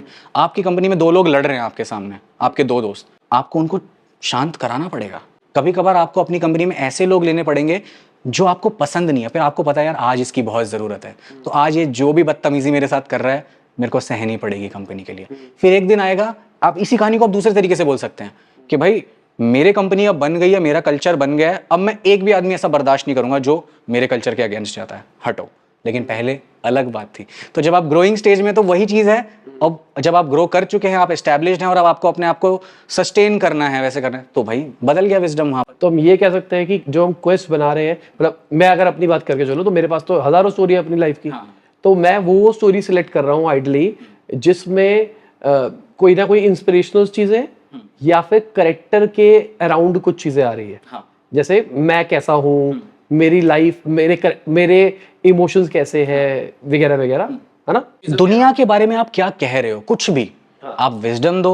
जैसे कोटा फैक्ट्री का एक एपिसोड हमने बनाया था, अब वो कहीं से कुछ शुरुआत हो, कितनी सारी चीज़ों के बारे में बात करता है। सीजन 1 एपिसोड 3 इवेंचुअली अगर आप देखो ना, इनऑर्गेनिक केमिस्ट्री वाला जो है वो बहुत वायरल भी होता है, उसका मोनोलॉग रैंट जो था वैभव का, वो ये कहता है इवेंचुअली कि यार कोई हर प्रॉब्लम से लड़ने की ज़रूरत नहीं है, कुछ प्रॉब्लम को छोड़ो, इनऑर्गेनिक केमिस्ट्री छोड़ो और बढ़ो जी आके अपना आपको तो IIT करना है ना, ये बोला गया, ठीक है। पर उसके अंदर क्या क्या प्रॉब्लम्स आ रही हैं कि टीचर्स, कि वो टीचर बदल रहे हैं। हम उस एपिसोड को ये भी कहानी बना सकते थे कि टीचर से कुछ नहीं होता भाई, खुद पढ़ना पड़ता है, तब होती है IIT। तो अगर आप बताओ आपको अच्छा टीचर नहीं मिला तो क्या आप छोड़ दोगे? नहीं, मैं खुद पढ़ूंगा जी। ऐसी भी हम कहानी बना सकते थे, पर हम उससे भी एक वन अप गए कि अरे टीचर भी अच्छा मिल गया, अभी भी नहीं हो रहा, बता क्या करेगा। तो फिर उससे कहानी बता पाए ना कि यार ये कुछ चीज़ें छोड़नी पड़ती हैं। तो वो एक हमारा एक पूरा थॉट था कि नहीं यार ये चीज़ हम बोलेंगे कि आज तक किसी ने बोली नहीं है। वरना आप क्या बोलोगे, किसी भी नॉर्मल कहानी में आपसे देखोगे यार प्रॉब्लम आ रही है, लड़ते रहो, करते रहो। अरे नहीं चलना है, नहीं चाहिए, ये ज़रूरी नहीं है, हर चीज़ 100% थोड़ी ना लाना है, 95 पे हो रहा है जाकर। तो ये एक प्रैक्टिकल सोल्यूशन देना था हमें, जो हमने फिर उस कहानी से दिया। तो वो आप कहना क्या चाहते हो वो बहुत ज़रूरी है। अगर आप नॉर्मल ही बातें करोगे कि हिंदू मुसलमान भाई भाई, या अंत में सच की ही हार होती है, तो फिर आप सच की जीत होती है। मैं कहा ये अलग स्टोरी लेकर वो तो बढ़िया एंगल निकाल दिया। तो ये वाली जो चीज़ें है ना, ये फिर थोड़ी कॉमन हो जाती है, यार ये कही जा चुकी हैं बातें, फिर आपको इसको ना किसी इंटरेस्टिंग तरीके से कहना पड़ेगा। तो वो एक बहुत जानना बहुत ज़रूरी है कि मैं कह रहा हूँ ना, और वो हम पूरा एक अपना ही ना बना के चलते हैं कि नहीं यार ये मैंने उस फिल्म में ऐसा कुछ देखा है, मुझे उससे वन अप करना है। तो हमारे लिटरली डिस्कशन हुआ था एपिसोड 3 लिखते वक्त कि यार ये ना, अब बताऊँ क्या करेंगे अपन, ऐसा कर सकते हैं कि ये टीचर हो या तो ये बोलते हैं खुद ही करो। तो हमें लगा था कि यार ये तो थोड़ा वैसे ही हो जाएगा ना, अपना क्या कहते हैं, द्रोणाचार्य को अपना एकलव्य की कहानी होती है ना, वो खुद ही कर रहा है, ऐसा कर रहा है। मैं कहा नहीं यार इसका भी वन अप करते हैं। तब वो चीज़ आई कि हाँ यार मैंने नहीं पढ़ा था इनऑर्गेनिक केमिस्ट्री, मैं क्यों बोल रहा हूँ। तो ये तो प्रैक्टिकल सच उस दुनिया से निकल के आया है विजडम। तो आपका जो रियल लाइफ से जो चीज़ें निकल के आ रही है ना, उनको समझना, उन्हें कुछ लाइनों में कंडेंस करना है एक विजडम में, उसके अराउंड एक एंटरटेनिंग कहानी बनाना, वो that is the task when it comes. तो आप भी जैसे आप बनाओ, अब कितनी सारी एस्पिरेशनल चीज़ें बन चुकी हैं, पिछले टाइम से बन रही हैं कि कोटा फैक्ट्री हो गया, पिक्चर्स हो गया, 12th फेल हो गई, बहुत सारी चीज़ें आ रही हैं।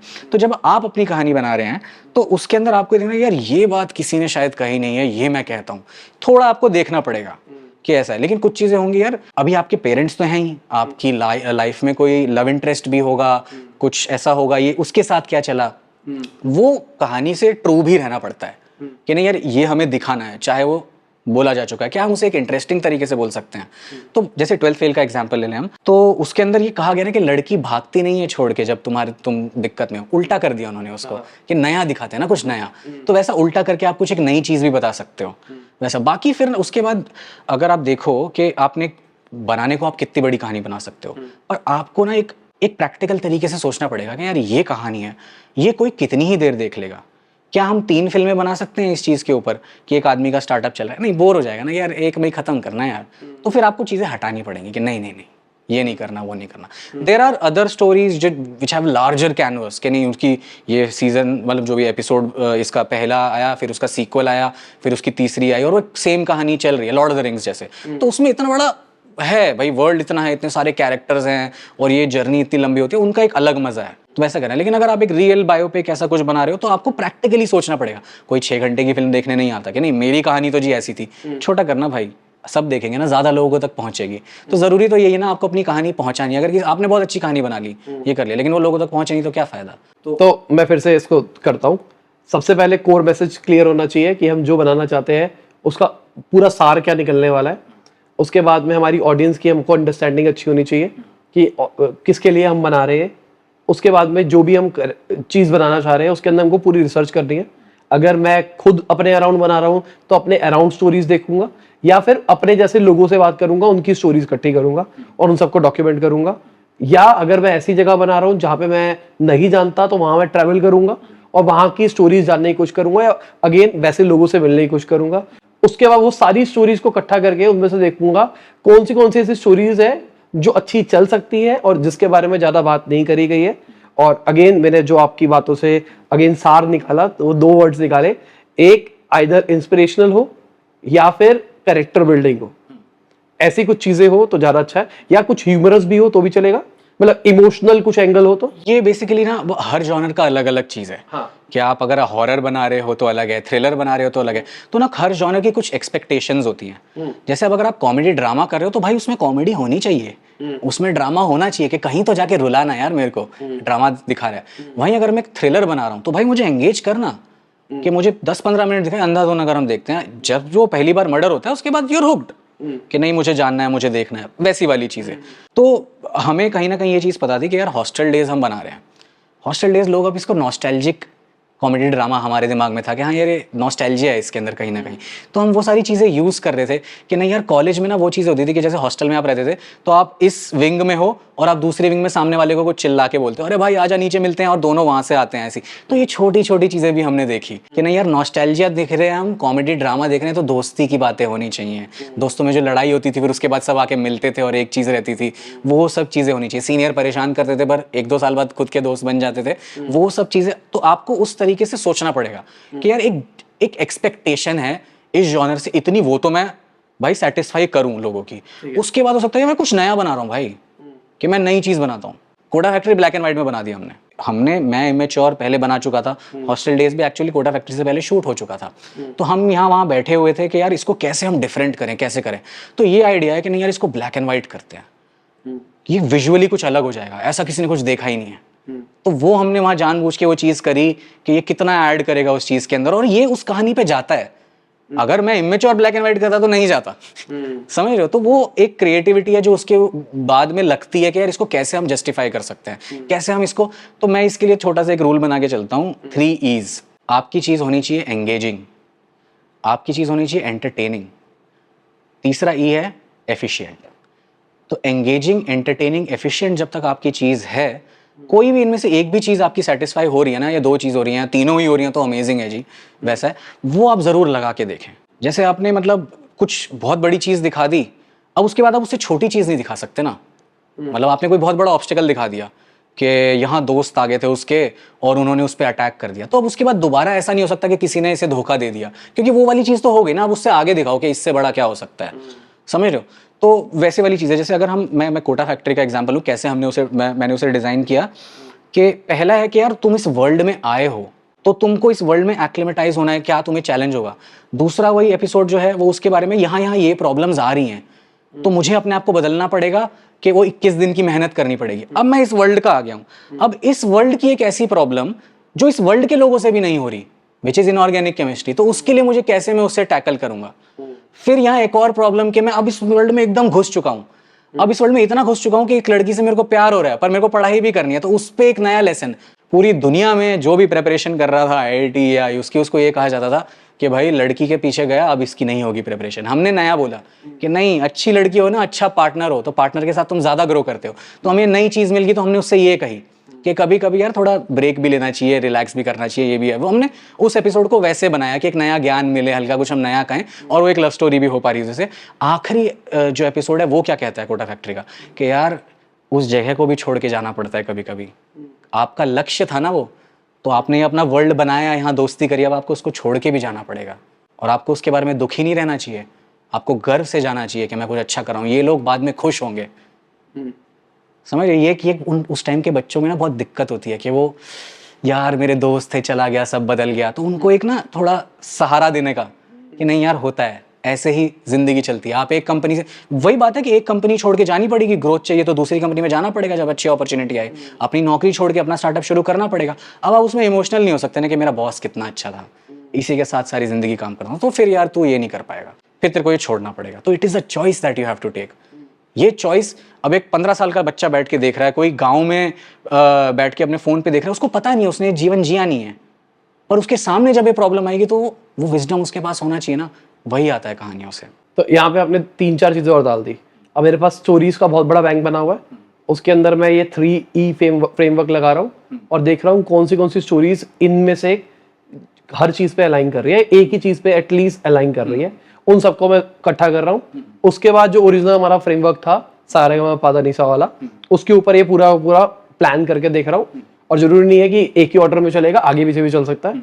उसके बाद बैठ के मैं स्क्रिप्टिंग करना शुरू करता हूँ कि एक्चुअली मैं स्टोरी को कैसे लिखना चाहता हूँ। फिर अब स्टोरी लिख ली है, अब उसके अंदर से मैं एलिमिनेट करूंगा जो चीजें काम नहीं कर रही है। हाँ, ये ना एक बहुत कंटिन्यूअस प्रोसेस होता है। ऐसा नहीं है, ऐसा मैं तो प्रैक्टिकली नहीं जानता हूँ किसी को जिसने एक बार लिखने बैठा। अब ऐसे देखो तो यार स्टोरी टेलिंग की मतलब कहानी कितने टाइम में लिखी जा सकती है? 100 पन्ने की जी फिल्म है आपकी, 100 पन्ने में जितना आप टाइप कर सकते हो, जितने देर में 100 पन्ने टाइप होंगे हो जाएंगे। लेकिन लोग 2-2 साल बैठ के लिखे हैं। कितनी फिल्में हैं जो कितने सालों से बन रही हैं, लिखी जा रही हैं, ये करी जा रही हैं। तो वो आपको बैठ के सोचना पड़ेगा कि आप क्या देखना चाहते हो, कितनी अमेजिंग चीज आप देखना चाहते हो। तो किसी ने बैठ के सोचा ही होगा ना पहली बार कि नहीं यार ये ऐसी फिल्म बनाता हूँ। पहले ना सीधी कहानियां बनती थी कि ये हीरो है जी, इसके सामने ये प्रॉब्लम है जी, जैसे मैंने स्टार्ट से ट्रिगर। कोई तो आया होगा जिसने बोला नहीं नॉन लीनियर बनाते हैं, पहले ये दिखाऊंगा, इसकी कहानी कोई और चले, पल्प फिक्शन जैसे टैरेंटिनो। तो उसने वो पहली बार किया कि यार ये हीरो अलग चल रहा है कुछ, ये यहाँ से कुछ अलग चल रहा है, ये यहाँ से कुछ अलग चल रहा है, तीनों की भसड़ भसड़ हुई, एंड में जाके ऐसे खत्म हुई जी कहानी। उसने वो बनाया, सबको समझ आया, अरे नॉन लीनियर ऐसे वर्क करता है। आज बतेरी नॉन लीनियर फिल्म बनती हैं। मेरे को ऐसा लगता है कि सबसे बड़ा गैम्बल था इंडिया के अंदर नो स्मोकिंग। वो बहुत नॉन लीनियर बनाई गई उस टाइम पे जिस टाइम पे ऑडियंस को समझ में नहीं आई। और जो सबसे स्मार्टली तरीके से नॉन लीनियर इंडिया में बनाई गई है वो 3 इडियट्स है। जबरदस्त, मतलब उससे पहले लोगों को नॉन लीनियर समझ नहीं आता था मेरे हिसाब से। वो जब आई है तो लोगों को इतना प्यार से समझ में आया है कि चीजें कैसे चल रही है। आज मैंने एक और चीज देखी है, स्मार्टली थोड़ा एडिटिंग है, स्कोप से बाहर जा रहे हैं हम थोड़ा सा। मैंने क्या देखा है, लोग ना कलर ग्रेडिंग चेंज कर देते हैं आगे पीछे दिखाने के लिए, कि अगर कुछ पास दिखाना है तो ब्लैक एंड व्हाइट दिखा दो, मिड दिखाना है लव आजकल में जैसे किया गया था। मैंने देखा आजकल ये थोड़ा कॉमन होने लग गया है, क्योंकि लोगों को ना जितना हम टेक्निकल समझ पाते हैं, लीनियर नॉन लीनियर, वो लोग नहीं समझ पाते, तो उसके लिए उन्होंने कलर ग्रेडिंग करनी शुरू कर दी है। तो ये सब ना आप देखो, सब आइडियाज हैं। जैसे मैं आपको 10 आइडिया ऐसे दूं कि एक ना एपिसोड बनाना है यार, एक ना गूंगे बहरे लड़के की कहानी है, पूरा एपिसोड ऐसे बनाते हैं कि कोई बात ही नहीं करता, पूरा साइलेंस में चलता है, उसके पॉइंट ऑफ व्यू से कहानी दिखा रहे हैं। ऐसा भी कुछ हो सकता है कि बिना साउंड वाला कोई, कि कोई डायलॉग ही नहीं है और उसमें कुछ एक हम ऐसा, फिर अब ये क्रिएटिविटी है कि किसी ने चैलेंज ले लिया कि नहीं मैं साइलेंट बनाऊंगा ये एपिसोड। ये हुआ है, only murders in the building करके एक शो है, उसका आई थिंक सीजन 1 या सीजन 2 में वन ऑफ द सस्पेक्ट, जो जैसे एक मर्डर हुआ है उसका जो सस्पेक्ट है ना, एक सस्पेक्ट वो गूंगा बहरा है या ऐसा कुछ है, तो उसमें वो पूरा एपिसोड साइलेंस में चलता है। तो बाकी लोगों के भी जो सीन्स आते हैं ना, उन्होंने कोशिश करी है किसी तरीके से आए ना, कोई भी डायलॉग ना है, तो उन्होंने बनाया उस तरीके से। तो आपने जो सोच लिया ना कि नहीं ये मुझे करना है, फिर उसके बाद बस आपकी मेहनत है कि यार कैसे इसे प्रूव करना है, कैसे करना है। तो वो चीज़ें आज गई, जैसे नॉन लीनियर हो गया या फिर एंटी हीरो की स्टोरी होगी। सब देखते थे कि भाई हीरो तो अच्छा आदमी होना चाहिए, आना चाहिए। एनिमल कहाँ का अच्छा आदमी है वो। समझ रहे हो आप ये? तो ये कुछ एक नया लेके आया आप उसके अंदर कि यार इसको इस तरीके से दर्शाया हमने, या आपने किसी एक नए वर्ल्ड में वही कहानी 10 बार जो आप 10 देख चुके हो कि भाई इंसान को हार नहीं माननी चाहिए, उस पर लड़ना चाहिए, वो एक अलग ही अनोखे वर्ल्ड में आ गई। तो वो कैसी हो सकती है? जैसे ग्रेविटी जो फिल्म है सैंड्रा बुलक की, वो है कि यार तुम किसी परेशानी में पड़ गए हो, अब तुम्हें वापस आना है, कैसे बचना है, सर्वाइवल के ऊपर, सर्वाइवल की स्टोरी है, और वो स्पेस में हो रही है। स्पेस स्टेशन में भाई तुम बाहर घूम रहे हो, तुम्हारा सब छूट गया, अब तुम कैसे होगे? तो वो किसी ने देखा ही नहीं था। इस तरीके से देखना, तो आप एक नया वर्ल्ड लो, कुछ नया कहने को, कुछ एक नया अगर हो ना आपके पास, तो ज्यादा अच्छा लगता है कि नहीं हाँ ये देखा, वरना फिर होता है कि नहीं अच्छा ये तो मैं देख चुका हूँ 10 बार, ऐसा ऐसा है। तो चीजों को नया करने का एक तरीका होता है कुछ ना कुछ, वो आपके ऊपर है। अब मैं इसको थोड़ा सा और एक्सपेंड करता हूँ। मुझे ऐसा लगता है कि 5 मिनट की वीडियो बनाना, रील बनाना और मूवी बनाना और वेब सीरीज बनाना सब अलग अलग आर्ट है। क्या एक ही बंदा सब कर सकता है, या आइडली एक बंदे को एक ही चीज पे फोकस करना चाहिए? देखिए, करने को तो इंसान कुछ भी कर सकता है ठीक है, पर उसके लिए ना एक टाइम लगता है, आपको चीज़ें सीखनी पड़ेंगी। जैसे मैंने भी I started with writing ads. अब जब एड्स लिखे, छोटे छोटे स्केच लिखे, जैसे टीवीएफ क्यूटियापा पे जैसा पॉपुलर होते थे ना, ये टेक कॉन्वर्सेशन, चाय सुट्टा, ये सब मैंने किया। तो उसमें क्या होता है, जब ये 5-10 मिनट के वीडियो होते थे, तो उससे ना डायलॉग राइटिंग और सीन राइटिंग मेरी बहुत अच्छी हो गई, क्योंकि मेरे को हर सीन में एक जोक मारना है, हर लाइन में एक जोक मारना है, सीन ऐसे खत्म करना है एक। तो वहां से मैंने सीन लिखे बहुत सारे, बेसिकली मैंने बहुत सारे छोटे छोटे सीन्स लिखे। एड्स क्या होते हैं, 30 सेकंड में, 1 मिनट में एक कहानी बता दी आपने। आप बहुत सारी ऐसी छोटी छोटी कहानियां लो। एक फिल्म में क्या होता है, 70-80 सीन होते हैं, ऐसी छोटी छोटी कहानियां एक साथ स्टैक कर लो, 80 आपका बन गया जी, 1.5-2 घंटे की कहानी बन गई। वो हर कहानी और हर छोटी कहानी बड़ी कहानी को अगली वाली कहानी पे जुड़नी चाहिए, और वो उस पे अगली पे होनी चाहिए, अगली अगली अगली, ऐसे करते रहना चाहिए। मैं को इसको एक बहुत अच्छा एग्जांपल देता हूँ कि कैसे ना किसी भी कहानी को बड़ा छोटा किया जा सकता है, कैसे भी हो सकता है। एक फिल्म थी रिजर्वायर डॉग्स।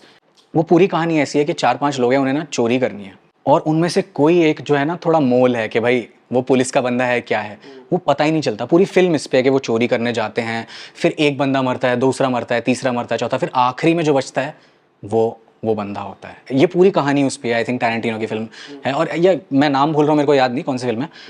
अब आपने डार्क नाइट देखी है नोलन की? पहला सीन जो है उसका, जोकर, क्या है, जोकर आते हैं जी, पहले इसको मारते हैं, उसको मारते हैं, उसको मारते हैं, लास्ट में बच के कौन निकलता है? वो है असली जोकर, जो स्कूल बस से निकला है, जब वो अपना बैंक में अपना मास्क उतारता है और जोकर के मास्क के नीचे जोकर का ही फेस है। ये पूरी फिल्म जो थी ना 2 घंटे की, उसने क्या किया, उसे कंप्रेस किया, 5 मिनट के सीन में कर दिया। तो ये एक तरीका है कि आपने कैसे उस चीज को मैग्निफिकेशन, इसको एक टूल बोलता हूं मैं, मैग्निफिकेशन। या तो आप मैग्नीफाई करके आप उसके पास आ जाओ, ठीक है।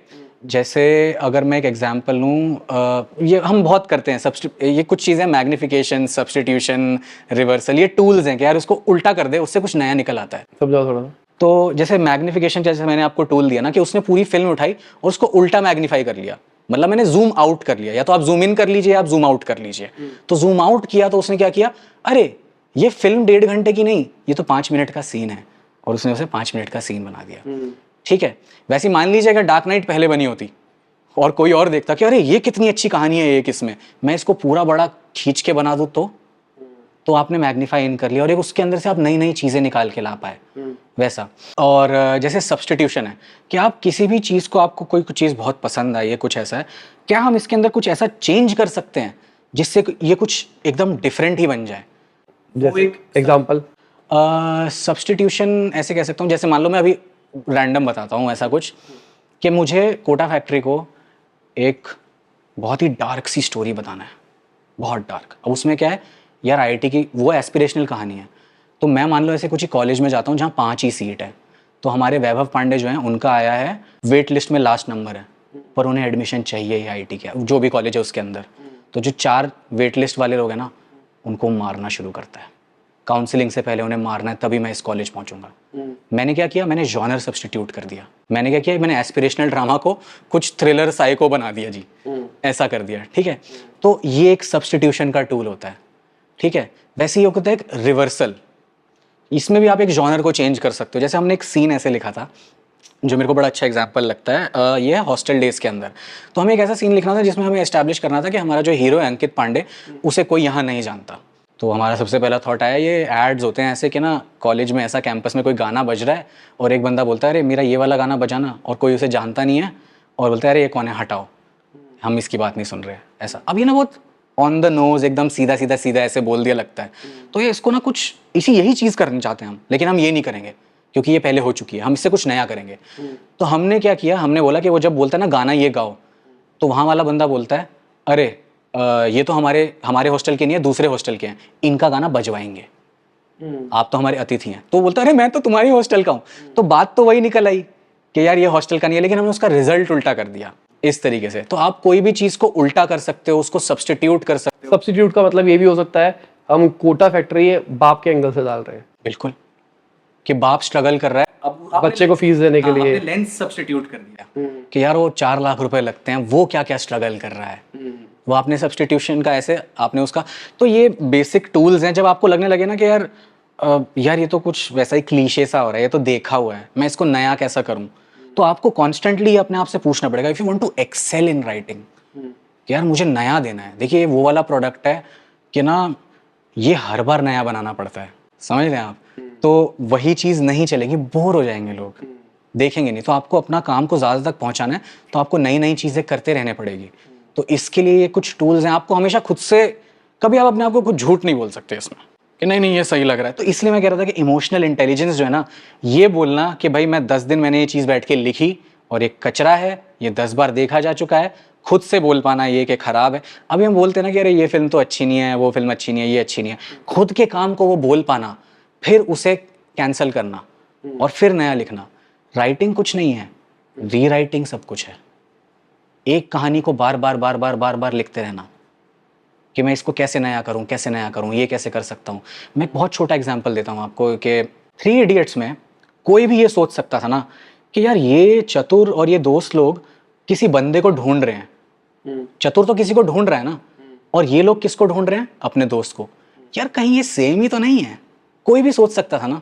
ठीक है कि अरे कहानी में क्या होता है ना, आप जितनी चीज़ें इंट्रोड्यूस करते हो वही तो होती हैं, कोई नई चीज़ तो नहीं आ जाएगी एंड में। जो चीज़ें बताई हैं शुरू में उसी से एंड में होना पड़ेगा।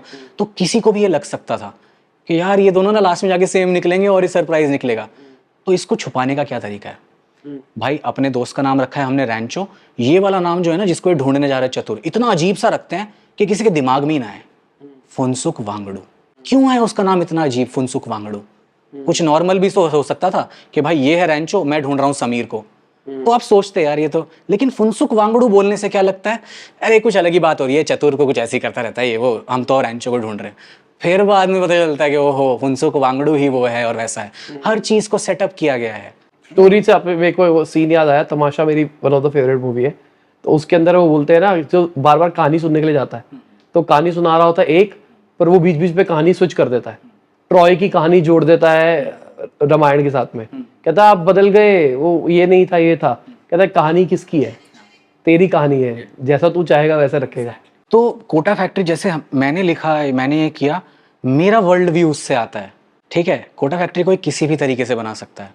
मैंने कहानियों में रिसर्च में, और मेरे दोस्त भी बहुत थे ऐसा, आप कोटा फैक्ट्री की कहानी वही लाखों में एक जैसी भी बना सकते हो कि यार आपने अपने 15 साल के छोटे से बच्चे को, जिसने कुछ सीखा नहीं था, आपने उसे एक शहर में भेज दिया जहाँ वो किसी से भी इन्फ्लुएंस हो सकता है। कोटा की ऐसी ऐसी कहानियाँ हैं कि बच्चे वहाँ पर होते हैं, गेमिंग पार्लर्स वो सब होते हैं कि भाई 5 रुपये 10 रुपये में इतनी फिल्में देख लो, ये कर लो। बच्चे बैठे रहते हैं वहाँ पर, गेम खेलते रहते हैं पूरा टाइम। ऐसे ऐसे कहानियाँ देखी मैंने बच्चों की कि एक बच्चे ने लाखों का डेप्ट उसमें कर लिया, गेमिंग पार्लर में करता रहा। और जब उसका जाने का टाइम आया तो वो गैंग ही है वो गेमिंग पार्लर का, उसने पकड़ लिया। और उन्हें पता भी है ये कि बच्चा है ना, इसका बाप तो इसे आएगा छुड़ाने, तो देगा 2 लाख रुपए 4 लाख रुपए, जितना भी इसे खर्च कराया। तो वही वाली चीज़ होती है ना कि जैसे ड्रग्स का हुआ कि अरे इनको बच्चों को दो, ये ड्रग्स की लत लगेगी, फिर ये पैसे हमारे रेगुलर कस्टमर हो गए। गेमिंग वहाँ पर वैसे खेला गया। तो कोई बर्बाद भी हो सकता है कोटा में, वो भी एक कहानी है। ठीक है, हमने उसको हम देना चाहते थे उसे एक डिफरेंट टोन। क्यों? क्योंकि तब तक भाई लाखों में एक था, और ऐसा ये बात चलती थी ना, मार्क्स डोंट मैटर। आज मत पढ़िए मार्क्स के लिए, मेरे को अलग चीज़ बोले, नहीं यार मार्क्स मैटर। जब भी मेरे को बहुत चीज़ों से बचाऊँ मैं, मार्क्स, मेरे अच्छे मार्क्स आते थे तो भाई मैं तो बचता था। पिटाई हो किसी की हो, मेरी लास्ट होती थी। टीचर बोलता है चल ठीक है, इसके मार्क्स अच्छा है, इसको नहीं मारते। मेरे दूसरे दोस्त पिटते थे। मार्क्स मैटर, कहीं ना कहीं तो मैटर करेंगे। तो आप क्या बता रहे हो लोगों को, क्या सिखा रहे हो, उससे भाई पूरी दुनिया शेप अप होती है। मैं बहुत ऐसा, ये थोड़ी कंट्रोवर्शियल चीज़ है जो मैंने पढ़ी और मेरे लिए भी इतना शॉकिंग था। आप देखो हीरोज़ जर्नी जो है ना, वो ऐसे बताई गई है कि यार जैसे मान लो एक हम किसी चीज़ के लिए होते हैं, यार लड़ मरो यार इस चीज़ के लिए, कंपनी के लिए लड़ मरो, या जो आपका कॉलेज है या जो आपका ग्रुप है उसके लिए लड़ मरो, आपके जो जाति के लोग हैं उनके ऊपर कुछ बुरा हो रहा है आप लड़ मरो। ये बताया जाता है लोगों को इंस्पायर करने के लिए कि तुम हीरो बनो, हीरोज़ जर्नी। फिर ऑस्ट्रेलिया में आई थिंक ये बात कहीं शुरू हुई थी। क्या होता था ऑस्ट्रेलिया के अंदर ना, वो कॉन्टिनेंट सेटअप हो गया था, वहाँ से आके लोग रहते थे। जब वर्ल्ड वॉर्स वगैरह होती थी तो वहाँ से लोगों को बुलाया जाता कि we have to fight for our country, we have to fight for the world, for the goodness, for the, ये ऐसा बोला जाता था। वहाँ के लोगों ने भेजे अपने बच्चे, वो बच्चे सब मरे। फिर उन्होंने बोला ये जो तुम्हारा हीरोज़ जर्नी है ना, ये तुम्हारा वेपन है, this is the greatest weapon that you have against us. तुम्हारा क्या हुआ, तुम्हारी तो लड़ाई हो गई, हमारे बच्चे जल गए। कोई हीरो वीरो कुछ नहीं होता, नहीं चाहिए। हीरोज़ जर्नी एक ब्रेन वॉश करने का तरीका है। तो story telling is such a powerful thing. जो हम कहते हैं ना हिटलर का प्रोपेगेंडा, वो बता रहा है जी ऐसा हो रहा है वो हो रहा है, तो स्टोरी टेलिंग से आप ब्रेन वॉश कर सकते हो। आज आप पूरी दुनिया को, आप इंडिया को, आपके हर बच्चे को बस आप एस्पिरेशनल चीज़ें दिखाते जाओ, वो बहुत मेहनती हो जाएंगे। या आप उनको सिर्फ मीम्स दिखाते जाओ कि अरे क्या पढ़ना है यार, आज तो मंडे था मैं सुबह उठा ही नहीं, अरे क्या पंगा हो जाए किसी को। हाँ, आप उनको ये दिखा दो, कुछ ऐसा दिखा दो ऐसे, तो उससे उनका माइंड डेवलप होता है, माइंड में वो इन्फ्लुएंस करती हैं ये चीज़ें। तो that is why it's such a great tool, और उसको अच्छे से यूज़ करना चाहिए, अच्छी चीज़ों के लिए यूज़ करना चाहिए। तो अभी आपने बोला कि आपको दो चीजें आपने over the period of time सीखी, एक सीन को लिखना और एक डायलॉग्स लिखना। तो दोनों को एक एक करके करते हैं। सीन को कैसे लिखना है और उसके क्या कुछ फ्रेमवर्क्स है, क्या है? हाँ, तो बेसिकली क्या है ना, सीन भी है वही एक छोटी सी कहानी है। जो मैंने बड़ी कहानी बताई ना 1 घंटे की ऐसा कहानी, उसके अंदर भी वही सारेगामापाधानी सही लगता है, सेम। बस क्या होता है उसका जो एंड है ना, उसमें कुछ अलग नहीं हो जाता, वो अगले सीन की तरफ जाता है। तो हम ऐसा ही कुछ उसके अंदर बताते हैं कि इस सीन में क्या बदला। एक आपका जो भी कैरेक्टर है वो आया है कुछ करने के लिए, उसके सामने एक ओपोनेंट होगा जिससे आप वो क्वेस्ट और वो सरप्राइज होगी, जिससे आपका कुछ एक चेंज होगा डायरेक्शन के अंदर कि नहीं यार ये नहीं, ये करना है। तो वो सीन भी एक छोटी सी कहानी ही है।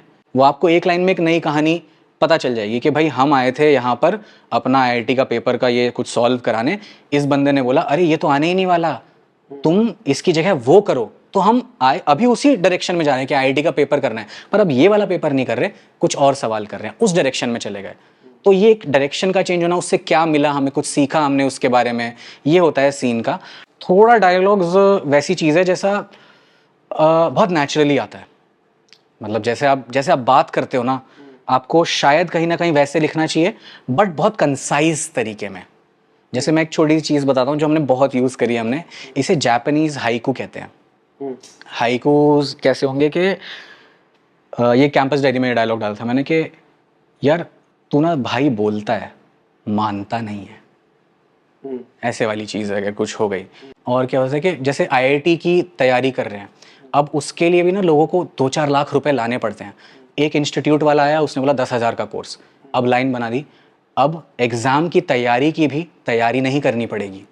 समझ रहे हो, एक ब्यूटीफुल बहुत सारे विजडम को आपने अगर एक लाइन में कंसाइज कर दिया ना, तो वो बड़ा अमेजिंग हो जाता है। तो अच्छे डायलॉग्स लिखना कहीं ना कहीं हमने ऐसे सीखा है। जैसे मैं कोटा से कुछ एग्जाम्पल लूँ, तो आप एक लाइन सीधा सीधा मत बोलिए, उसको कुक करिए लाइन को कि मैं इस एक लाइन में कितना ज़्यादा कुछ बोल सकता हूँ। और कहीं ना कहीं आप एक ये रखिए कि इसमें कैरेक्टर देना है। जिस तरीके से मेरा एक कैरेक्टर बात करता है, वैसे मेरा दूसरा कैरेक्टर बात नहीं करेगा। तो एक नेचुरल चीज़ आना ना उसके अंदर कि हाँ ये कैरेक्टर ऐसे बोलेगा और ये कैरेक्टर, जैसे ऑल इज़ वेल क्या है, ऑल इज़ वेल एक थीम है जो उसने उस डायलॉग से बता दी।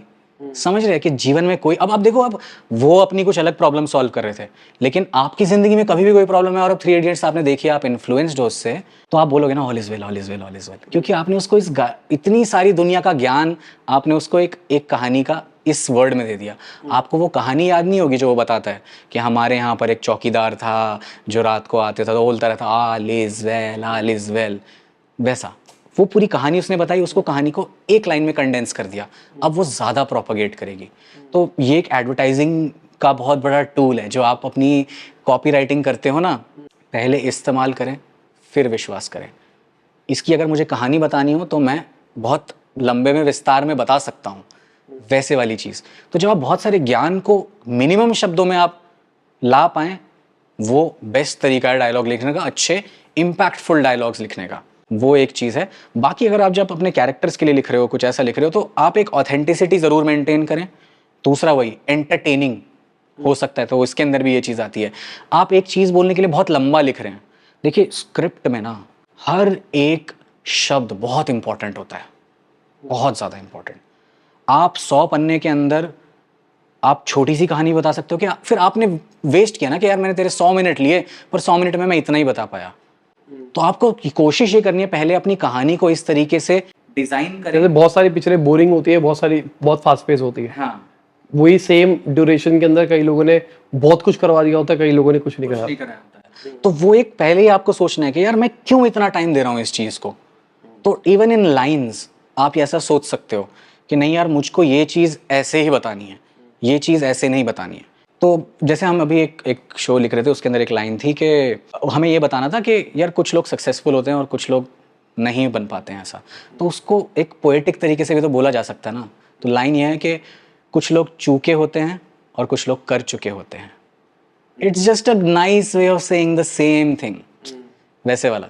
तो वो आपको हमेशा देखना पड़ेगा कि यार कैसे, और ये कैरेक्टर तभी बोल सकता है जब मतलब वो उस स्टेटस पे हो, ऐसा हो। तो ये सारी चीज़ें आपको, फिल्म पहले ही बन चुकी होती है। जब आप अपनी स्क्रिप्ट लिखते हैं ना, तो आपके दिमाग में वो फिल्म बन गई है, अब उसको एग्जीक्यूट करना है कैसे कैसे, और उसमें 10 नई चीज़ें आती हैं, क्या क्या कुछ कुछ होता है।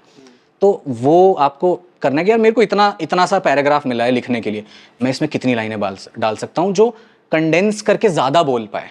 अभी इसमें एक क्वेश्चन निकल के आता है, जैसे बहुत सारी मूवीज देखते हैं हम देखते हैं, हम बैठ कर डिस्कस कर रहे होते हैं, अरे बहुत बेकार पिक्चर दिया है, और ज़्यादातर मास लोगों की ओपिनियन वही निकल के आ रही है। अब अगर सबको पता है अच्छी स्क्रिप्ट क्या है, जैसे हम फ्रेमवर्क की बात कर रहे हैं, आपने बोला बहुत सारी बुक्स है, तो अगर कोई उस लेवल तक पहुंचा है तो उसकी आर्ट अच्छी होगी तभी पहुंचा होगा, तो फिर इतनी बेकार मूवीज क्यों बनती है? यार कहीं ना मेरे को ऐसा लगता है कि एक तो मैं थोड़ा सा उससे डिसएग्री करूंगा कि काफ़ी अच्छी चीज़ें भी बनती हैं, है ना। आप अभी ना, हमको ऐसा लगता है कि अरे हॉलीवुड में तो कितनी अच्छी फिल्में बन रही हैं, या साउथ में कितनी अच्छी फिल्में बन रही हैं। वो जो अच्छी चीज़ें बन रही हैं ना, वही आप तक पहुंच रही हैं। तो आपको लगता है वहाँ तो सब अच्छा बन रहा है, अरे वहाँ भी बहुत फ्लॉप फिल्में बनती हैं, बहुत बेकार फिल्में बनती है।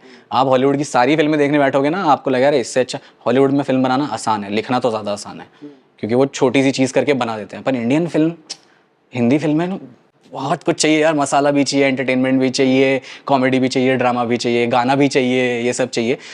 वो मुश्किल है अपने आप में। वहीं मेरे को लगता है कि ऐसा नहीं है कि हिंदी फिल्म इंडस्ट्री और ये सब जो है कर रहे हैं। आप देखिए पिछले इतने सालों में कितने सारे हमने अच्छे वेब शोज़ देखे हैं। हमने Kota factory, Panchayat, family man, scam, और मतलब कितना कुछ देखा हमने, सीक्रेट गेम्स देखा है।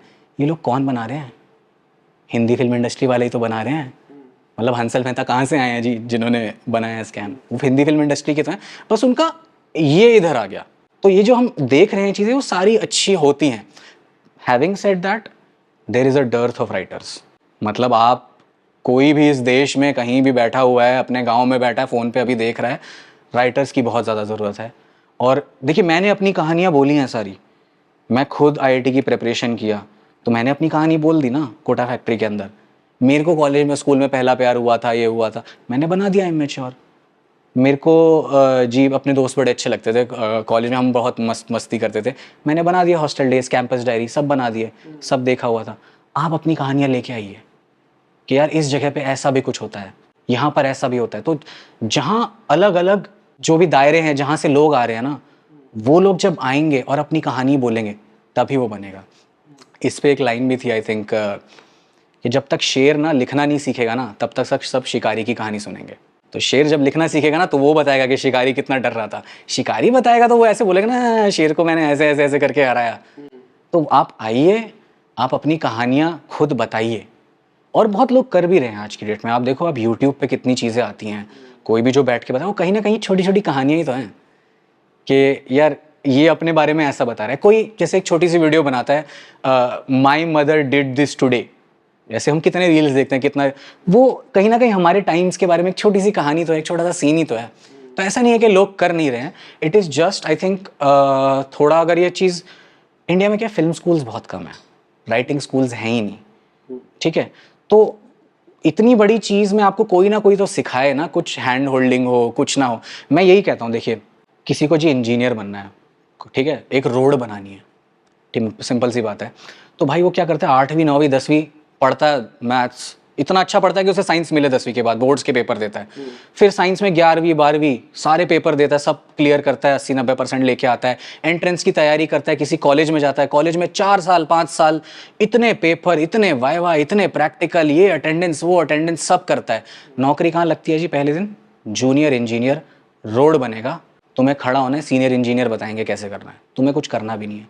सोचिए आप 8-10 साल के बाद एक रोड बनाने का काम मिला है, जो भाई 50-60 साल से बन रहा है, वैसा ही रोड, कुछ नया नहीं है, कोई क्रिएटिविटी नहीं है उसके अंदर, तब आपको ये मिल रहा है करने को, ठीक है। लेकिन फिल्म आप पहले ही दिन लिख दोगे, कैसे लिख दोगे यार?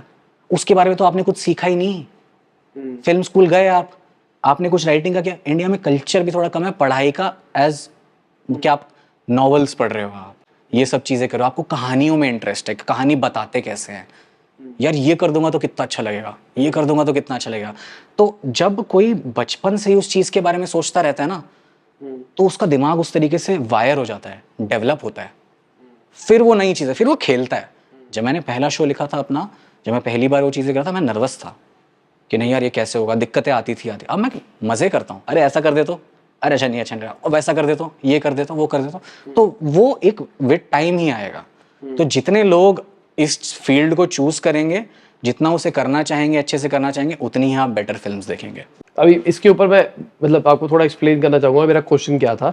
अगर मैं मूवीज फ्लॉप की बात करके चलूँ, 2 रीज़न है। एक रीज़न टैम छोटा था, अब जिनके लिए बना रहे थे वो इंडिया के अंदर लोग ही कम थे, तो इसलिए वो चली नहीं। जैसे मैंने कोविड के टाइम पे देखा, कोविड के टाइम पे कुछ कुछ पिक्चरें निकली, OTT का लोगों को क्रेज हो चुका था, लोगों ने कहा तो घर पे ही देख लूंगा, क्यों देखना, तो उस टाइप की पिक्चरें चलनी बंद हो गई।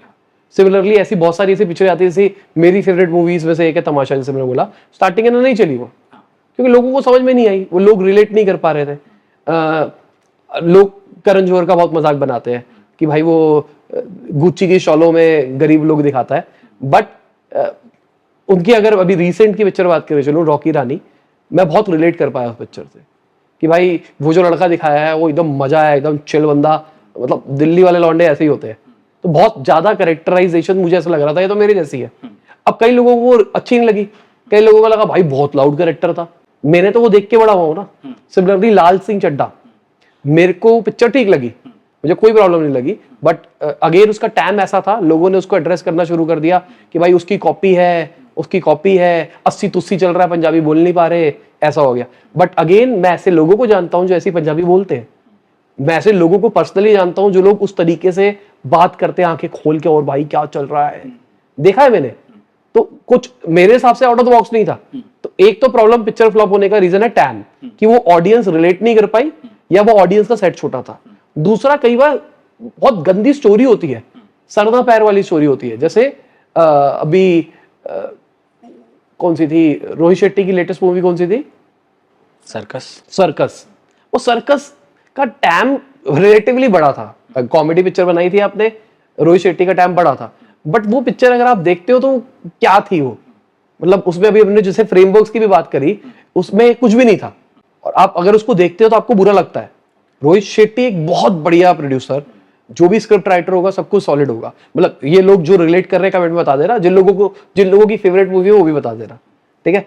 बट मेरे हिसाब से 80-90% लोग जिन्होंने देखी है उन लोगों को टाइम वेस्ट लगी है।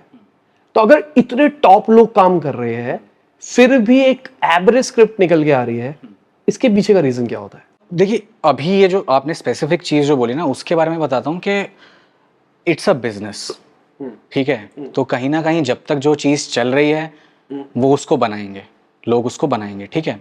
अब कोई क्यों टाइम वेस्ट करे अलग करने के लिए, ये करने के लिए? मेरे को यार इस साल में एक फिल्म बनानी ही है ना, ये 2 साल में मुझे कुछ काम करना ही है, तो वो उस हिसाब से उस चीज़ को करे थे। कोविड में क्या हुआ ना, सब घर पे बैठे हुए हैं, सब फिल्में देख रहे हैं, ये देख रहे हैं, सबने वेब शोज देखने शुरू किए और उनका टेस्ट चेंज होने लगा।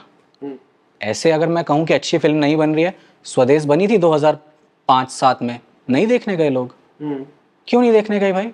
तो नहीं बनाई ना फिर उन्होंने। आप मेरे को बताओ, आप अपने कुछ हिट एंड ट्रायल करोगे आपने, यार आपने तो अपने मन से सोचा कि यार ये फिल्म बनाता हूँ, इतनी प्यारी है, ये चलेगी, ये चलेगी, नहीं चलेगी। नो स्मोकिंग, नो स्मोकिंग मुझे अगेन लगता है बहुत टाइम पहले आ गई। अगर वो बाद में आती तो रिलेटिवली सही चलती हो, उस टाइम पे आ गई तो अहेड ऑफ टाइम थी। अगेन कंसेप्ट आ गया, टाइम छोटा था तो ऑडियंस छोटी थी इसलिए नहीं चली। समझ में आ गया। बट गंदी स्क्रिप्ट, क्योंकि ऐसा तो नहीं होगा कि रोहित शेट्टी के पास में अवेलेबल स्क्रिप्ट्स नहीं होगी, बहुत स्क्रिप्ट्स होगी, बट उनमें से एक ही स्क्रिप्ट सिलेक्ट करना। दूसरी साइड पे अगर हम करण जौहर को देखते हैं, वो जिस पे डायरेक्टर का टैग लगाता है उसकी स्टोरीज अच्छी होती है। लोगों को समझ में आए ना समझ में आए, आपको वो पिक्चर चलती हुई दिखाई देगी, आपको उस स्टोरी में कहीं ना कहीं, जैसे हमने फ्रेमवर्क्स की, इमोशन की बात करी, वो दिखाई देगा। बट अगेन मैं रोहित शेट्टी नाम नहीं लेता क्योंकि आपको इस फील्ड में करियर बनाना है, बट बहुत सारे हम देखते हैं बड़े बड़े डायरेक्टर्स पिक्चरें ऐसी बनाते हैं जहां पर वीकर स्क्रिप्ट होती है, येट उनके पास पैसा है, उनके पास नेटवर्क है, सब कुछ। ऐसा क्यों? यार कोई भी ना जानबूझ के गलत काम नहीं करता है। कोई ऐसे नहीं जाता सेट पे कि आज मैं गंदी फिल्म बनाऊंगा, यार आज तो सबसे घटिया फिल्म बनाऊंगा, कोई नहीं जाता। ऐसा हो सकता है उनको राइट क्रिटिक्स नहीं मिलते जो उनके नेटवर्क में होते हैं, क्योंकि वो उस लेवल पे होते हैं, सबके सब लोग ओहो ओहो वाह वाह वाह, ऐसा ऐसा भी होता है। ये कहीं ना कहीं थोड़ा बहुत हो सकता है, क्योंकि ना लोग ऑनेस्टली जब है ना किसी को क्लियरली ऐसे बोल पाना ये गंदा लग रहा है, ये अच्छा लग रहा है, नहीं हो पाता। और उसके भी तरीके हैं। आज की डेट में बहुत सारे सर्वेज होते हैं, फोकस ग्रुप्स होते हैं, आप अपनी फिल्में दिखाते हो लोगों को और वो बताते हैं नहीं यार ऐसा लगा, ऐसा लगा। इसकी कंपनीज भी हैं काफ़ी जो आपके इस चीज़ों में हेल्प करते हैं, और अब ये सब चीज़ें अप्लाई होने लग गई हैं। कोविड का मैं ऐसा कहूँ ना कि ना बहुत सारी फिल्में ना पहले से तैयार पड़ी थी। देखिए आपकी फिल्में ना, फिल्म बनाने का एक जो साइकिल होता है ना, वो 2 से 3 साल तक का हो सकता है, जिसमें आपका 1-1.5 साल मान लो आपका डेवलपमेंट में गया। उस टाइम पे एक्टर्स की डेट लॉक हो रही है, ये सब हो रहा है। आपने 3-4-6 महीने या साल तक आपने वो फिल्म बनाई, वो एडिट हुई, फिर कुछ उसका मार्केटिंग प्लान हुआ उसके साथ, तो 3 साल तक भी लग सकता है। एक जिस दिन सोचा था बनाएंगे उससे उस तक, उस टाइम में ऑडियंस का टेस्ट चेंज हो गया। उस टाइम में क्या हुआ जी, आपने एक एक्शन फिल्म बनाने की सोची, ठीक है, ये ऐसा ऐसा ऐसा कर दूंगा, ये कर दूंगा, बीच में आ गई एवेंजर्स। अब आपका एक्शन तो फीका लगेगा ना जो आपने 3 साल पहले सोचा था। तो इसमें उसकी गलती नहीं है। क्या है कि अब ये यूट्यूब रील्स वगैरह में बहुत आसान होता है, अभी बनाई डाल दी, क्योंकि ये टर्न अराउंड टाइम इतना ज्यादा है ना, तो आपकी चीज स्टेल होने का चांस है। बट जैसे मैं ब्रह्मास्त्र की बात करके चलता हूँ, तो ब्रह्मास्त्र लॉजिकली स्टेल हो गई थी थोड़ी सी, कि जब वो आई है, लोगों ने जो मजाक बनाया है शिवा शिवा, वो उस जमाने में चलता था जिस जमाने में बन रही थी, बट अभी नहीं हो रहा था। बट अगर आप उनके डायरेक्टर को देखते हो, उन्होंने आके ना हर जगह ढंग से क्रिटिक्स को समझा है कि आप क्या चाहते हो, आप क्या समझते हो। बट अगेन मुझे लगता है स्क्रिप्ट में कोई प्रॉब्लम नहीं थी, चीजें एज हो गई थी। बट अगर हम फ्रेमवर्क्स की बात करके चले, सारी चीजों की बात करके चले, वो उसमें था। बट कुछ कुछ स्टोरीज होती है कि बस वो शुरू हुई, खत्म हो गई, और हम अपने आप से पूछ रहे होते हैं ये क्यों बनाई थी। आपने भी ऐसा देखा होगा, बिना नाम लिए अगर बात करें तो कभी आपको नहीं लगता ऐसा? गलती हो जाती है सबसे, मतलब मैं वही फिर से रेट करूंगा, कोई जानबूझ के नहीं करता है। उनको लगता है कि हम यही बना रहे हैं, हमको ये बनाना चाहिए अपनी इस टारगेट ऑडियंस के लिए। यार आप मेरे को मतलब उनको आप ये कह सकते हो उनको ऑडियंस की समझ नहीं थी उस टाइम पे? नहीं, बिल्कुल नहीं, ऐसा नहीं है। आप मेरे को एक बात बताओ ऐसे कि जैसे आप एक अलग इंटेलेक्चुअल लेवल पे हो, ठीक है, आपको क्या चाहिए, यार मेरे को ना कुछ थोड़ा थिंकिंग, कुछ ऐसा साईफाई ऐसा कुछ दिखा दो, इंटरस्टेलर दिखा दो। यार एक ऑडियंस वो भी तो है जो दिन भर रिक्शा चला के आई है, 12-16 घंटे काम किया, उसको आके रात को ना बस हंसना है थोड़ा सा, वो बैठ के ये नहीं सोचेगा अरे टाइम डायलेशन ये होता है वो होता है। तो हर टाइप की एक अलग ऑडियंस होती है। देखिए बताऊँ मैं, ये बहुत एक ऐसी चीज़ है कि ना हम लोग ऐसे बोलते हैं अरे ये क्या खराब सा बना दिया, ये कौन देखता होगा, अरे हटो। पता है ऐसे कौन बोलता था? अंग्रेज बोलते थे 1900 में, कि बोलते हैं अरे हमारा बैले, हम ऐसे डांस करते हैं, हम ऐसे ऐसे घूमते हैं, क्या डांस है, ये क्या कर रहे हैं इंडियंस, क्या है भंगड़ा कुचिपुड़ी, हट ये कोई आर्ट है, ऐसे बोलते थे। हमारी प्रिविलेज है ये। आप बहुत प्रिविलेज इंसान है, मैं बहुत प्रिविलेज इंसान हूँ जिसने बैठ के बहुत सारी फिल्में देखी हैं, ठीक है, कि मैंने तो भाई कॉलेज में देख ली, मेरा तो लैन था आईआईटी के अंदर, मैं डाउनलोड कर करके धड़ाधड़ देखे जा रहा था, सारी फिल्म देख रही थी। IMDb हमें ये मिलता था, IMDb टॉप 250 खत्म करो पहले सेम में, ऐसा नहीं आता था, हार्ड डिस्क आती थी, हार्ड डिस्क आती है जी, वो सबके सब बटती थी कॉलेज में, कॉपी मारो। मेरे को बताओ, एक बच्चा अपने घर पे कहीं भी गांव में है, जैसे रेवाड़ी डिस्ट्रिक्ट में कहीं लड़का बैठा है, इंटरनेट नहीं है उसके पास, वो तो यार वही देख रहा है ना तारक मेहता, उसने तो फ्रेंड्स नहीं देखा है। अब कोविड में ये हुआ, एंड लिटरली मेरे कजन्स, मेरे दोस्त, जो पहले तारक मेहता का उल्टा चश्मा देख के हंसते थे, जो पहले रोडी स्प्लिट्सविला देखते थे, वो अब ऑफिस देख रहे हैं और बोल रहे हैं अरे माइकल स्कॉट क्या कैरेक्टर है। वो बस एक प्रिविलेज थी, उनके पास वक्त नहीं था, एक्सेस नहीं था वो कंटेंट देखने का। तो जब ये बोलते हैं ना, देखिए ऐसा जब RRR एक्चुअली आई थी ना इंडिया में, जब रिलीज हुई थी, बहुत सारे रिव्यूअर्स ने ऐसा उस पर कॉमेंट दिया था कि अरे ये क्या बना दिया यार, ये कितना लाउड है, अभी 5 मिनट तो जी उसका इंट्रो होगा, फिर 5 मिनट उसका होगा, फिर 5 मिनट इसका, स्लो होगी जी पिक्चर। यार जेम्स कैमरून तो खड़े बैठ के वहाँ तालियां बजा रहा है उसके लिए, वो बोल रहा है कि मैंने 2 बार देख रही, ऑस्कर जीत लिया, और क्या चाहिए। तो समझ रहे, जो उनके लिए वो कितना एग्जॉटिक, कितना फ्रेश है ना, और यहाँ के प्रिविलेज लोगों के लिए थोड़ा ऐसा कि अरे यार ये तो वैसा ही है, ये है वो है। तो हम लोग कहीं ना कहीं अपनी, ये वो प्रोडक्ट आपके लिए नहीं है, सिंपल सी बात। वो टाइम वाला लॉजिक आ गया। हाँ, क्या वो उसके ऑडियंस ग्रुप में ही नहीं आते। हाँ, आप और ये मेरे को बहुत सारे लोगों का यही लगता है कि आप उसको क्रिटिसाइज मत करें उस फिल्म को, आप बस ये समझ लें ये आपके लिए नहीं है। एक ना एक दिन तो आपका भी ऐसा आएगा ना कि जब आपको वो थिंकिंग फिल्म नहीं देखनी, अरे यार आज कुछ मस्त दिखा दे जिसमें चुटकुले हो, हंसी हो। जैसे हम बैठ के कुछ खाना खा रहे हैं, पिज्जा खा रहे हैं, ये खा रहे हैं, तो आप पुराने वाले एपिसोड लगा लोगे ना, अरे फ्रेंड्स का ये एपिसोड लगा दिया, किसी ने ऑफिस का लगा दिया, जो भी कोई पुराना अच्छा उसे कुछ लगता है उसने वो लगा दिया। उस वक्त मेरे को सोचना नहीं है यार। तो सच में आप आगे मेरे हिसाब से गलत डायरेक्शन में लेके गए। मैं ना जो स्क्रिप्ट की बात कर रहा हूँ, मैं कॉमेडी मतलब वो वाली बात नहीं कर रहा, सरना पैर वाली से मुझे पसंद है वो बहुत। मैं तो मतलब जब हम स्ट्रेसफुल होता है मेरा ऑफिस में, तो मैं बैठ के पंजाबी पिक्चरें देखता हूँ, मजा आया था। मतलब ना क्या पिक्चर है, कितनी अच्छी कॉमेडी करते हैं यार वो। मजा आया था एकदम सुन के ना। और घर की कहानियां लगती है, जैसे बाप जैसे बच्चे को सुना रहा है, ऐसा लगता है तो ये हमारे घर की कहानी है, मजा आ रहा होता है। तो मैं वो बात नहीं कर रहा हूँ। कभी कभार क्या होता है, आपने ना कुछ ऐसी मूवीज देखी होगी जिसमें आपको दिख रहा है एक्टर अच्छी एक्टिंग नहीं कर रहा, डायलॉग डिलीवरी बेकार हो रही है, आपको दिख रहा है बहुत सारे बग्स है। मतलब हम अगेन थोड़े से शायद अगेन प्रिविलेज है कि हमको वो चीजें समझ में आती हैं, पर अगर आपको वो समझ में आ रही है तो आपको दिख रहा है यार ये गैप्स कैसे आ सकती है, ये चीज इस लेवल पे कैसे हो सकती है। और उस लेवल के लोग प्रोड्यूस अगर कर पा रहे हैं तो क्या मतलब, अगेन मैं वहीं से वापसी ला रहा हूँ कि वो जो उनके नीचे वाले लोग हैं वो उनको ढंग से मैसेज कन्वे नहीं कर रहे हैं कि यार यहाँ पे प्रॉब्लम है। कोविड वाला समझ में आ गई प्रॉब्लम, क्योंकि कोविड में सबके सब लोग इतनी तेजी से लेवल अप हुआ है, तो मैं कहूंगा टैम स्विच हो गया। जो पहले ऑडियंस कहीं और थी मेजॉरिटी, अब वो मेजॉरिटी कहीं और स्विच हो गई, तो उनकी डिमांड्स बदल गई। बट डायरेक्टर्स नहीं बदल पाए उस तेजी से, मान लेता हूं। बट फिर भी ऐसी स्टोरीज बन रही है, मतलब मैं कहता हूं जिसमें टेक्निकल इश्यूज है। मैं ऐसा कह रहा हूं कि वो क्यों हो पा रहा है, मतलब वो रीजन क्या है। बहुत सारे ना अलग अलग रीजन होते हैं, और वो लिटरली हर प्रोजेक्ट का अपना प्रॉब्लम होता है। यार रिलीज डेट अनाउंस हो गई है, देखिए पैसा राइड कर रहा है यार उस चीज के ऊपर। आप अभी सबसे बड़ा आदि पुरुष एग्जांपल लेते हैं। आदि पुरुष का बजट पूरा था, बट उन्होंने पूरा सीन वीएफएक्स पे बनाने की कोशिश करी। अगर वो सेमी वीएफएक्स बनाते तो शायद मूवी बहुत अच्छी लगती, और शायद जितना लोगों ने क्रिटिसाइज किया उतना क्रिटिसाइज नहीं करते। बट उस लेवल पे अगर आप पैसा खर्च कर रहे हो तो आपके पास उस लेवल के एक्सपर्ट्स भी आ रहे होंगे, तो किसी ने बताया ही नहीं। अब उसके बारे में मैं ऐसे कमेंट नहीं कर सकता कि क्या उस ग्रुप में हुआ, क्या वहाँ प्रोजेक्ट में क्या चीज़ें लगी, कैसा लगा। बट मेरे को नहीं लगता कभी भी किसी फिल्म मेकर का इंटेंशन ऐसा होता है कि यार मैं खराब बना दूंगा, ये बना दूंगा। नहीं मतलब मैं अगेन कह रहा हूँ, इंटेंशन सबका प्योर है, बट पीछे से कम्युनिकेशन नहीं हो रहा है। अगर आपके पास कोई राइट बंदा है, वो आपको कम्युनिकेट ही नहीं कर रहा है कि भाई ये चीज का ध्यान देना है, क्योंकि उसको डर लगता है आपसे। ऐसा है क्या इंडस्ट्री के अंदर? नहीं यार देखो, अब ऐसे स्टार्टअप्स भी हैं इतने सारे, सारे स्टार्टअप 99% फेल करते हैं ना। तो आप ये तो नहीं कहते ना कि नहीं उसने उसको कोई बता नहीं रहा था या ये नहीं कर रहा था। Every new film is a startup, is a new product. तो कहीं भी गलती हो सकती है, कहीं कहीं लोग ऐसी चीजें, आप टॉपिक ही ऐसा उठा लो, भाई कोई ज्यादा सुनना ही नहीं चाहता इस बारे में। कहीं आपने टॉपिक ऐसा उठा लिया जो अपने आप में बहुत भारी है, आपने बहुत एम्बिशियस चीज उठा ली, लेकिन इंडिया के मार्केट के हिसाब से आपके पास एक लिमिटेड नंबर ऑफ स्क्रीन्स हैं, तो आपको उतना बजट मिल ही नहीं सकता जितना हॉलीवुड में मिलता है।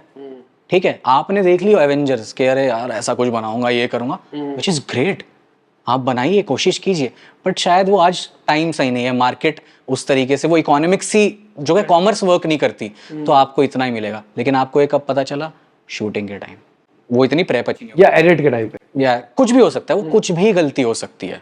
मतलब आप समझ रहे हो कि एनीथिंग कैन गो रॉन्ग। आप घर बनाने गए जी अपना, ठीक है, शहर में दंगे हो गए, आपने सोचा था क्या? तूफान आ गए, बारिशें पड़ गई, कुछ भी हो सकता है। आपने बीच में बनाना शुरू किया, हो जी सारा जो मटेरियल था उसकी प्राइस बढ़ गई, रातों रात 3 महीने में आपका बजट रह गया कम, फिर आपको उतने में ही करना पड़ा। समझ रहे हो? तो फिल्म मेकिंग इतना स्ट्रेसफुल, इतनी बड़ी चीज़ है, आप कुछ नहीं कह सकते कब कहाँ से क्या प्रॉब्लम आ जाए। और आपको क्या लगता है 4 क्वाड्रेंट मूवीज आज के टाइम पे बन सकती है? 4 क्वाड्रेंट मतलब जिनको नहीं पता, मैंने ये सुना था, रोमांटिक्स जो नेटफ्लिक्स पे आदित्य चोपड़ा वाली सीरीज आई थी, उसके अंदर बात करी थी आदित्य चोपड़ा की जर्नी की। जब वो छोटे होते थे तो वो जाते थे, डायरी लेके जाते थे, पेन लेके जाते थे, जो भी मूवीज देखते थे उसमें नोट बनाते थे, लोग कब ताली बजा रहे हैं, लोग कब हंस रहे हैं, तो वो सारे सीन्स को नोट करते थे और उसके बाद अपने हिसाब से प्रोजेक्शन लिखते थे कि पिक्चर कितना कमाएगी, और उसके आगे लिखते थे एक्चुअल कितना कमाया। फिर वो देखते थे क्या उनकी वो जो बातें हैं वो अलाइन कर रही है या नहीं कर रही।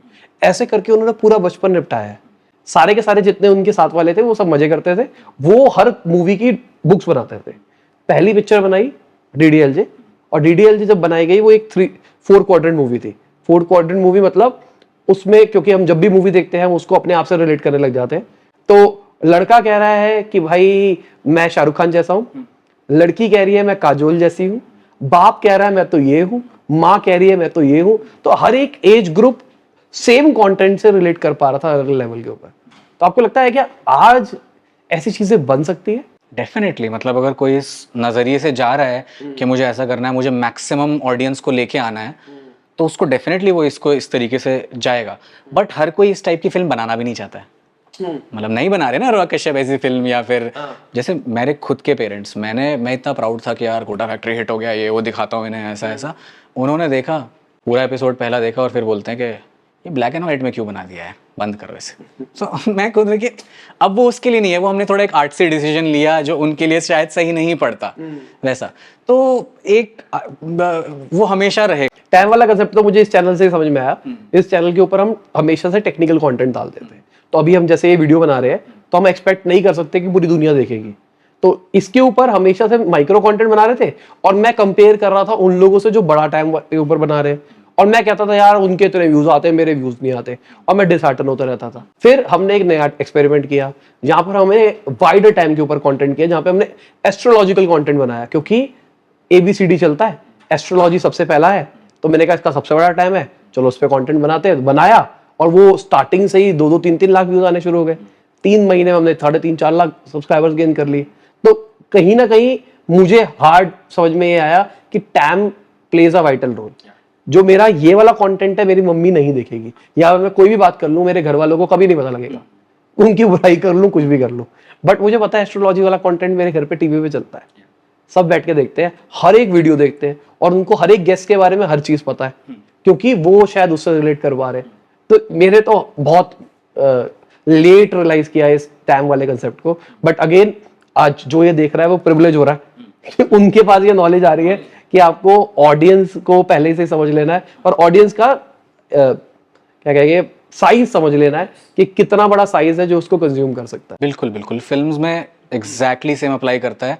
आप एक फैमिली फिल्म बनाएंगे, देर आर बेटर चांसेस कि आप चाहे थोड़ी कम अच्छी भी बनाएं, कुछ और किसी टॉपिक पे कोई फिल्म आई है गैंगस्टर वगैरह पे जिसमें बहुत गोर है या ऐसा है, शायद आप ज़्यादा कमा लें अगर आपकी सेम क्वालिटी। आजकल जैसे एंटी हीरो चलता है, आप एंटी हीरो बनाओ और बस विलन जो अपना हीरो है वो कुछ भी पेल रहा है, कुछ भी करवा दो, स्टोरी हो या ना हो पिक्चर चलेगी ही चलेगी।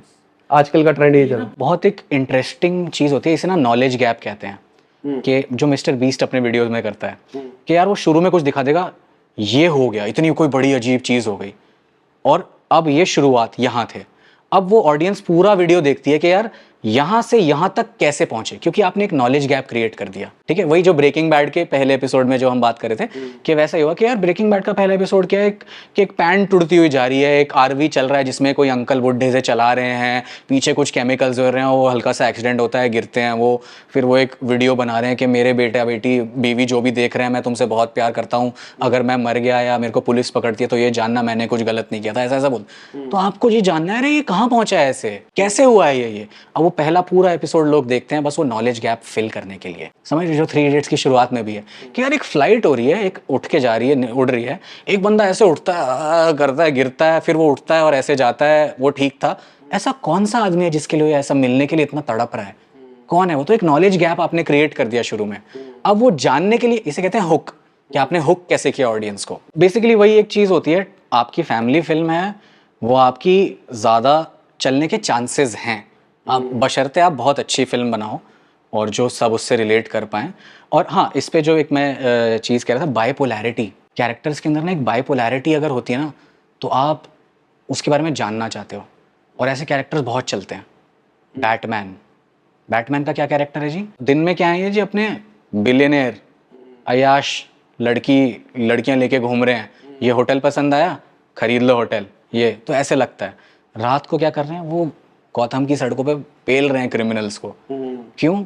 उनके पेरेंट्स को किसी ने मारा था, क्रिमिनल। तो एकदम ऐसा लगता है ना कि अरे यार ये क्या बंदा है। सुबह एकदम ऐसा सा है, रात में ऐसा ऐसा क्या हुआ था इसके साथ, आप जानना चाहते हो। तो जब ये नॉलेज गैप क्रिएट हो जाता है ना एक कैरेक्टर के बारे के अंदर, कबीर सिंह भाई वो स्टड बंदा है, वो बेस्ट सर्जन है, अपने अपने कॉलेज का बेस्ट लड़का था, फुटबॉलर, ये सब सही करता है, और गुस्सा क्या आता है उसे, क्या एग्रेशन है, कोई ऐसा हो गया पागल आ जाएगा, प्रीति ये वो करता है। तो ये बंदा कैसा रहेगा, कैसे, क्यों है ये ऐसा, कैसा, you want to know him more.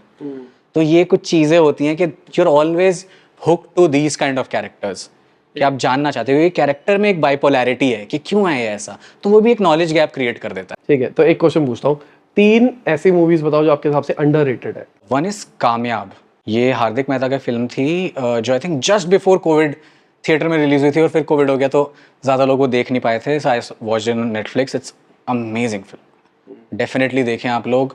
I think one of the best climax किसी ड्रामा फिल्म का जो मैंने पिछले कुछ 5-6 सालों में देखा होगा। Then second would be Tumbbad, I don't know अभी शायद लोगों ने थोड़ा देख लिया होगा वैसा, बट बहुत बढ़िया। बट जब वो उस टाइम पे आई थी तब ज़्यादा लोगों ने इतना नहीं देखा था जितना उसका क्रेज होना चाहिए था। So that is such an Indian story ना, ऐसे जैसे लगता है कि दादी माँ कोई हॉरर स्टोरी सुना रही है, वैसी एक वो फिल्म लगती है। नॉर्थ में शायद कम लोगों ने देखी हो, 96 करके एक फिल्म है। मैंने तो देखी है, हाँ, विजय सेतुपति ना, विजय सेतुपति, मेरे को बहुत प्यारी फिल्म लगती है, बहुत प्यारी फिल्म लगती है।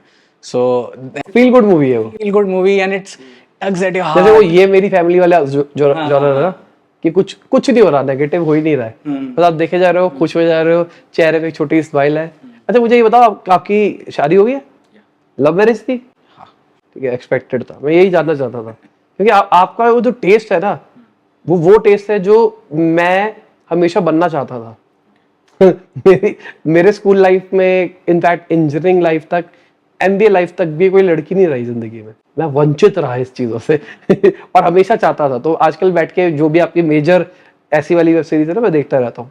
तो मेरी वाइफ नहीं देखती उतना, मैं देख रहा होता हूँ, मुझे वो देख के यही बोलती है कि तुम ये चाहते थे ना हमेशा से। नहीं, तो ये बेसिकली बहुत इंपॉर्टेंट चीज़ हुई है। देखिए अब जैसे यूट्यूब आया है, OTT आया ना, पहले क्या होता था, फिल्म कौन बना सकता था भाई, जो मुंबई में है, जिसके पास उन चीज़ों की एक्सेस है, वही अपनी कहानी बता सकता था, वही कहानियाँ चलती। क्या हुआ, जैसे ये फ़ोन आया, जैसे OTTs आए, तो एक दीवार टूट गई। अब कोई भी अपनी कहानी बता सकता है, कैसे भी बता सकता है। ठीक है, आपको एक फ़ोन लेना है, उस पर आपका रिकॉर्ड हो गया, आप यूट्यूब पर डाल सकते हैं, आपकी डिस्ट्रीब्यूशन का ये सब सॉर्ट हो गया, कोई नहीं रोक सकता आपको अपनी कहानी बताने से। तो ये जो चीज़ें ना, ये दीवारें टूटती रहेंगी, और ज़्यादा लोगों की कहानियाँ ना, they will get that mic in front of them कि अब तुम अपनी कहानी बताओ। तो वो सब चीज़ें अभी होंगी और बहुत ज़्यादा होंगी। जैसे स्टार्टिंग विद अस ओनली, मतलब आई थिंक यंग अडल्ट का जो सबसे ज़्यादा कंटेंट है वो मैंने बना लिया, starting from immature, hostel days, Kota factory, campus diaries. तो ये इतनी सारी जो मेरी कहानियाँ जो मेरे दोस्तों के साथ हुई है, जो मैं देखता था कि हाँ ये हो रहा है, पहले वो फिल्मों में नहीं बनती थी, क्योंकि आपके हीरो 25-26 साल के लग रहे होते, वो स्कूल की यूनिफॉर्म, वो बड़ा अजीब लगता था देखने में, तो नहीं बनती थी, ऐसा ज़्यादा नहीं होता था। MP3 एक पिक्चर थी, MP3, और उससे पहले अपनी कौन सी थी, आमिर खान वाली, हम सिकंदर, जो जीता वही सिकंदर। समझ लो वो टाइम पे कितनी कम हो गई थी ऐसी ऐसी फिल्में आप देखते थे, तो वो ऐसा, क्योंकि यार हीरोज जो होते थे सब एटलीस्ट 30 साल के, 25-30 साल से ऊपर ही होते थे ना, तो उन पे वो सूट नहीं करती थी कहानी, कैसे वो पुल करेगा। सो ये एक नई चीज़ आई, जैसे ही आया ना कि नहीं अब ये डिस्ट्रीब्यूशन हो सकती है, अब आपको अपने थिएटर जाके ही हिट नहीं करवानी है, मैं सीधा यूट्यूब पे डालूंगा या मैं किसी OTT पे जाऊंगा जहाँ ये बना सकते हो। वो डिस्ट्रीब्यूशन जैसे क्लियर हुई, दीवार टूट गई, नई कहानी आ सकती। 3 ओवररेटेड बता दो। ओवररेटेड नहीं बोलूंगा भाई, मैं, मेरे को काम करना है। बता दो ना। ओवररेटेड कैसे कह सकते हैं यार, मतलब आपको लगता है यार इसको बहुत हवा बनाई गई, बट ठीक थी पिक्चर, एवरेज थी, पर उतनी जितने प्रेजेस आए उतने प्रेजेस वर्थ नहीं थी। नहीं, मैं प्यार करता हूँ यार फिल्मों से, आई लव मूवीज, मतलब कंट्रोवर्शियल कंटेंट नहीं मिलेगा। हॉलीवुड बोल दो, यार हॉलीवुड मेरे को हाँ एक्चुअली बहुत ओवररेटेड लगता है। मेरे को ये एक पॉइंट तक सही था कि हाँ Avengers and I think Avengers end game तक। उसके बाद से मेरा थोड़ा हो गया सुपर हीरो से कि यार सब देख लिया, अब तुमने सब कर दिया, अब तुम क्या इतना नया करोगे। लोकी पर बहुत बढ़िया था। हाँ वही, अब किसी को अच्छा लग रहा है वैसा लग रहा है, बिकॉज मैं बहुत पहले से देख रहा था तो मेरे लिए अब वो चीज़ स्टेल हो गई कि यार अच्छा ठीक है तू फिर से वही कर रहा है, फिर से वही कर रहा है, ऐसा चल रहा है, ये चल रहा है। तो मुझे बॉयज बहुत अच्छा लगा। क्या होता है ना, सुपर हीरो दिखा रहे हैं कि अरे ये लड़ेंगे, ये मरेंगे, दुनिया बचा ली, ये कर लिया, ऐसा कर लिया, बॉयज आया यही विलेन है, समझ रहे हो? तो आपने फ्लिप सब्स्टिट्यूट कर दिया। वो वाली चीज़ है ना कि आपने उल्टा ही कर दिया, रिवर्स ही कर दिया, तो एक नई कहानी बन गई, समझ रहे हो? रिवर्सल कर दिया, एक नई कहानी बन गई आपकी कि वैसा वैसा चल रहा है, और फिर वो एक अलग डायरेक्शन में चले गए। अब वो अमेरिका की कहानियां बताते हैं और ये सब होता है। अभी आपको क्या लगता है एआई का क्या होगा इम्पैक्ट इसके ऊपर? क्योंकि एआई अभी हड़ताल भी चली थी और AI is very good in script, मतलब अगर आप कुछ भी करवाना चाहो तो जैसे ये आपने एक स्केलेटन की बात करी, स्केलेटन के अंदर जो हमको हाइज एंड लोज लेके आना है, जो स्टोरीज लेके आनी है, एआई वो हमको जनरेट करके दे सकता है। और जो हमको करने में, रिसर्च करने में बहुत टाइम लगना था, वो हमारे लिए बहुत जल्दी करके दे सकता है। तो आपको लगता है कि स्क्रिप्ट राइटिंग खत्म हो जाएगी आने वाले टाइम में? नहीं, ख़त्म तो डेफिनेटली मेरे को नहीं दिखता है आज की डेट में कि हो रही है, बट बहुत ज़्यादा हेल्प करने को मिल जाएगी, फास्ट हो जाएगी। जैसे अगर अभी की बात करके चले, सोरा निकाला, सोरा ने मॉडल निकाला जहाँ पे आप प्रॉम्प्ट डाल के वीडियो बना सकते हो। हाँ। तो फ्यूचर अभी रिलीज हो जाएगा, और जिस तेजी से चीजें बढ़ रही है 3 साल के अंदर पक्का है कि ये नियर टू परफेक्ट होगा कि आपको स्टॉक वीडियो लेवल की वीडियो मिलने वाली है, और उसके ऊपर शायद आप अपना फेस भी लगा पाओगे। हाँ। तो आपने क्या किया, शाहरुख खान से लाइसेंस ले लिया, उसकी शक्ल का, उसकी वॉइस का, तो आपके पास शाहरुख खान हमेशा ऑलवेज अवेलेबल है। तो जो डेट्स वाला इशू था वो खत्म हो चुका है, और जो बजट वाला इशू था वो भी सॉल्व हो चुका है। तो आप एक ही पिक्चर के अंदर शाहरुख खान, अमिताभ बच्चन, सलमान खान, ऋतिक रोशन सबके सब इकट्ठे लगा के एवेंजर बना सकते हो। और आपको बस एक स्क्रिप्ट राइटर चाहिए, वो बैठेगा, एक अकाउंट लेगा, उस अकाउंट के अंदर पहले से ऑलरेडी एक्सेस हो गए सारे उस करेक्टर्स के, अब उन करेक्टर्स को ऐड करके बस प्रॉम्प्ट डाल के पिक्चरें बना दोगे। तो क्या ये फ्यूचर आपको दिखाई देता है कि ऐसा कुछ? मैं मर रहा हूँ भाई इसके लिए कि ये हो जाए। तो I have been writing a story, मैं पिछले साल जो लिख रहा था, बहुत मेगा बजट फिल्म इवेंचुअली वो बनने वाली थी, बट इस वक्त जो इंडस्ट्री की हालत थी और थोड़ा मुश्किल है, मार्केट इकोनॉमी की जो हालत है वैसा बहुत मुश्किल है कि यार कोई आज क्यों बेट करेगा कि 300 करोड़ रुपए की फिल्म बनाओ ऐसी ऐसी जिसमें इतना VFX है, ये है वो है। तो आप थोड़ा हिचकिचाते हो कि नहीं यार, you know everybody has to take that decision कि नहीं हम ये करेंगे, ऐसा करेंगे। आपको कितनी भी अच्छी कहानी लग रही हो, मतलब मैं आपको इतनी बड़ी बड़ी फिल्मों की कहानियां बताऊंगा कि उसने कब सोचा था बनाने का, वो कितनी बार गया था उसके पास, और वो कैसे कैसे कैसे इवेंचुअली करके फिल्म बनी। तो ये सब जो प्रॉब्लम्स है, अगर ऐसा हो जाता है, मतलब आज से 5 साल बाद, 10 साल बाद, कि बस एक राइटर बैठा है, वो ऐसा ऐसा लिखता है, वो चूज करता है कि नहीं मुझे ये ऐसा चाहिए, ये ऐसा चाहिए। चलो यार 10 लोगों की टीम है, आर्ट डायरेक्टर बैठा है, आपका प्रोडक्शन डिजाइनर है, आपका कैमरामैन है, आपका सब ये लोग बैठे हैं, और वो बैठ के बस प्रॉम्प्ट करें कि नहीं नहीं यार इस सीन को ऐसा बना ले। वो बैठे हैं लैपटॉप के सामने एक बड़ा सा वो बना के, इससे अच्छा कुछ हो ही नहीं सकता। या फिर ऐसा नेटफ्लिक्स पे एक वो थी जिसमें आप यस नो कर सकते हो, ब्लैक मिरर में, हाँ उसमें एपिसोड आया था यस नो, वैसा ही कुछ हुआ।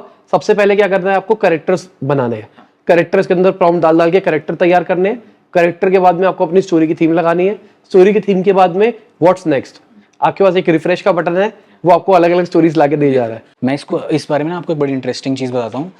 आपने अगर आप एनिमेशन फिल्में देखते हो, ठीक है, आप जो पिक्सार की इतनी सारी फिल्में, आप हो गई, कार्स, सोल, इनसाइड आउट, ये सब कितनी सारी अच्छी लगती है ना। पता है वो क्यों अच्छी फिल्में होती हैं? क्योंकि ना वो ड्रॉ की होती हैं। तो उन्होंने ड्रॉ करी, अपनी जो स्क्रिप्ट है उसके हिसाब से ड्रॉ किया उसे, और वो कहानी चला के देखी, पहले ही चला के देखी कि ये होगा, इसके बाद ये होगा, ये होगा, तो उनको वो फिल्म दिखाई दे रही है सामने सामने। तो वो सब यहाँ डिसीजन ले पा रहे हैं, नहीं यार ये थोड़ा ना अच्छा नहीं लग रहा, ये वाला पार्ट ये लैंड नहीं कर रहा, ये ऐसा नहीं हो रहा, क्या करना है, थोड़ी सी काट, दोबारा ड्रॉ कर ले। तो वो अपनी फिल्मों को करते रहते हैं। लेकिन अगर आप शूट कर रहे हो, आप आज किसी बड़े एक्टर के साथ शूट कर रहे हो, आपने वो फिल्म बना के एडिट पे देखी, आप अब दोबारा उस एक्टर की डेट नहीं ला सकते ना। या हमने कोई डायलॉग लिखा था, वो बहुत प्यारा लग रहा था, हाँ। बट जब वो स्क्रीन पे गया तो मजा ही नहीं आया। हाँ, तो वो लोग क्या है, आर्टिस्ट अपने पूरे बैठ के ड्रॉ कर रहे हैं, ये कर रहे हैं, उन्होंने अपने कैरेक्टर्स तो बना ही लिए हैं, ऐसा ऐसा है, पूरी उसकी विजुअलाइजेशन वैसी कर ली, और वो फिल्म को देख रहे हैं, मतलब विदाउट द फाइनल टचेस, जो एकदम है ना कि हेयर का टेक्सचर भी ऐसा होगा। तो जो सबसे सस्ता जो ड्राइंग होती है, सबसे सस्ते तरीके से वो कर लेते हैं। उसको उस तरीके से बना के देख लेते हैं और उनको फिर उसमें कहानी समझ आ जाती है कि नहीं यार ये अच्छा नहीं लग रहा, इसको ठीक कर ले, अरे यार ये ऐड नहीं हो रहा। जैसे अप आपने देखी है, वो बुढ़ा जो पैराडाइज आइलैंड जाता है, उसका वो ओपनिंग याद है, 7 मिनट का मोन्टाज है कि वो पूरी छोटी सी कहानी पूरी अकेला होता है। हाँ, एली जो उसकी छोटे में उसकी गर्लफ्रेंड बनती है, फिर उसकी वाइफ होती है, फिर मरती है, ये वो फिल्म में था ही नहीं शुरू में। वो फिल्म यहाँ से शुरू होती है कि वो बुढ़ा है और वो पैराडाइज आइलैंड जाना चाहता है, ये करना चाहता है, और फिर उसे एक छोटा बच्चा मिल जाता है, कुत्ते मिलते हैं, और वो फिल्म वैसे थी। ये कहानी थी उसकी। तो ये फिल्म उन्होंने बनाई, उन्होंने देखी विदाउट द फाइनल टचेस, पूरा एनिमेशन नहीं किया था। फिर उन्होंने बोला यार मैं इस कैरेक्टर के लिए रूट नहीं कर रहा, क्यों जाना चाहता है ये। फिर उन्होंने ये 7 मिनट का वो लगाया कि इसकी उसके बाद तो दर्द आता है। अब वो जो देखते हो उसके बाद आपको दर्द लगता है, कितना अकेला आदमी है यार वो। समझ रहे हो, तो एनिमेशन फिल्मों के पास ये थोड़ी सी स्ट्रेंथ है। बट ये एआई आने से ये चीज सॉल्व हो जाएगी यहाँ पे। हो सकती है, मैं आई होप सो। मैं तो ये चाह रहा हूँ। जैसे स्टोरी बोर्डिंग है, स्टोरी बोर्डिंग मेरे हिसाब से अगर आप मिड जर्नी यूज करते हो तो बहुत हद तक खत्म हो चुकी है। इनफैक्ट मैं प्रॉपरली अब मिड जर्नी यूज करता हूँ अपने डेक्स वेक्स बनाने के लिए कि यार ये कहानी है, वो ऐसा दिखेगा, ऐसा होगा, ये होगा, तो आप प्रॉम्प्ट दो। अभी कुछ नहीं करना है, आपने इस एक्टर का नाम डाला हुआ है, वो वाली फोटो है, तो वो थोड़ा सिमिलर सा आ भी जाता है। फिर कुछ नहीं, अब दूसरे हीरो के पास जा रहे हो, पीछे करो, बैक करो, उसको डालो कि सर ये आप ऐसे दिख रहे हो। तो ये सब चीज़ें काफ़ी हद तक आसान हो गई कैनवा वगैरह पे और इन सब पे ऑलरेडी। आई एम एक्साइटेड कि आगे जाके ऐसा कुछ हो कि आप बस बैठ के अपना एनिमेटेड फिल्म तो शायद आप बना पाओ, घर पे बैठ के बना पाओ, कितना अच्छा होगा। तो कुछ टिप्स जो आप नए राइटर्स को देना चाहोगे? नए राइटर्स को यार क्या है ना कि करो, बातें मत करो, करो उस काम को, आप लिखो उस चीज़ को, ठीक है। और आप जितना ज़्यादा उस टाइम आप उस चीज़ को दोगे ना, जितनी बार चीज़ों को करोगे, उतनी ही वो चीज़ बेटर आएगी। करत करत अभ्यास जो बात होती है, वो हमेशा एक इमोशनल इंटेलिजेंस चाहिए होता है। मतलब मुझे तो लगता है कि शायद 30-32 की उम्र से पहले शायद लोगों को राइटर बनना भी नहीं चाहिए ऐसा, क्योंकि ना आपने खुद ही वो चीज़ें नहीं देखी, मैच्योरिटी नहीं है, आपने एक्सपीरियंस ही नहीं है। हाँ। तो मेरे साथ ये हुआ था, मैं अभी फर्रे जो लिख रहा था उसमें एक थोड़ा फादर डॉटर का एंगल आता है। अबे भाई मैं तो फादर नहीं हूँ, मैं कैसे वो चीज़ लिख पाऊँ? तभी शादी करेगा।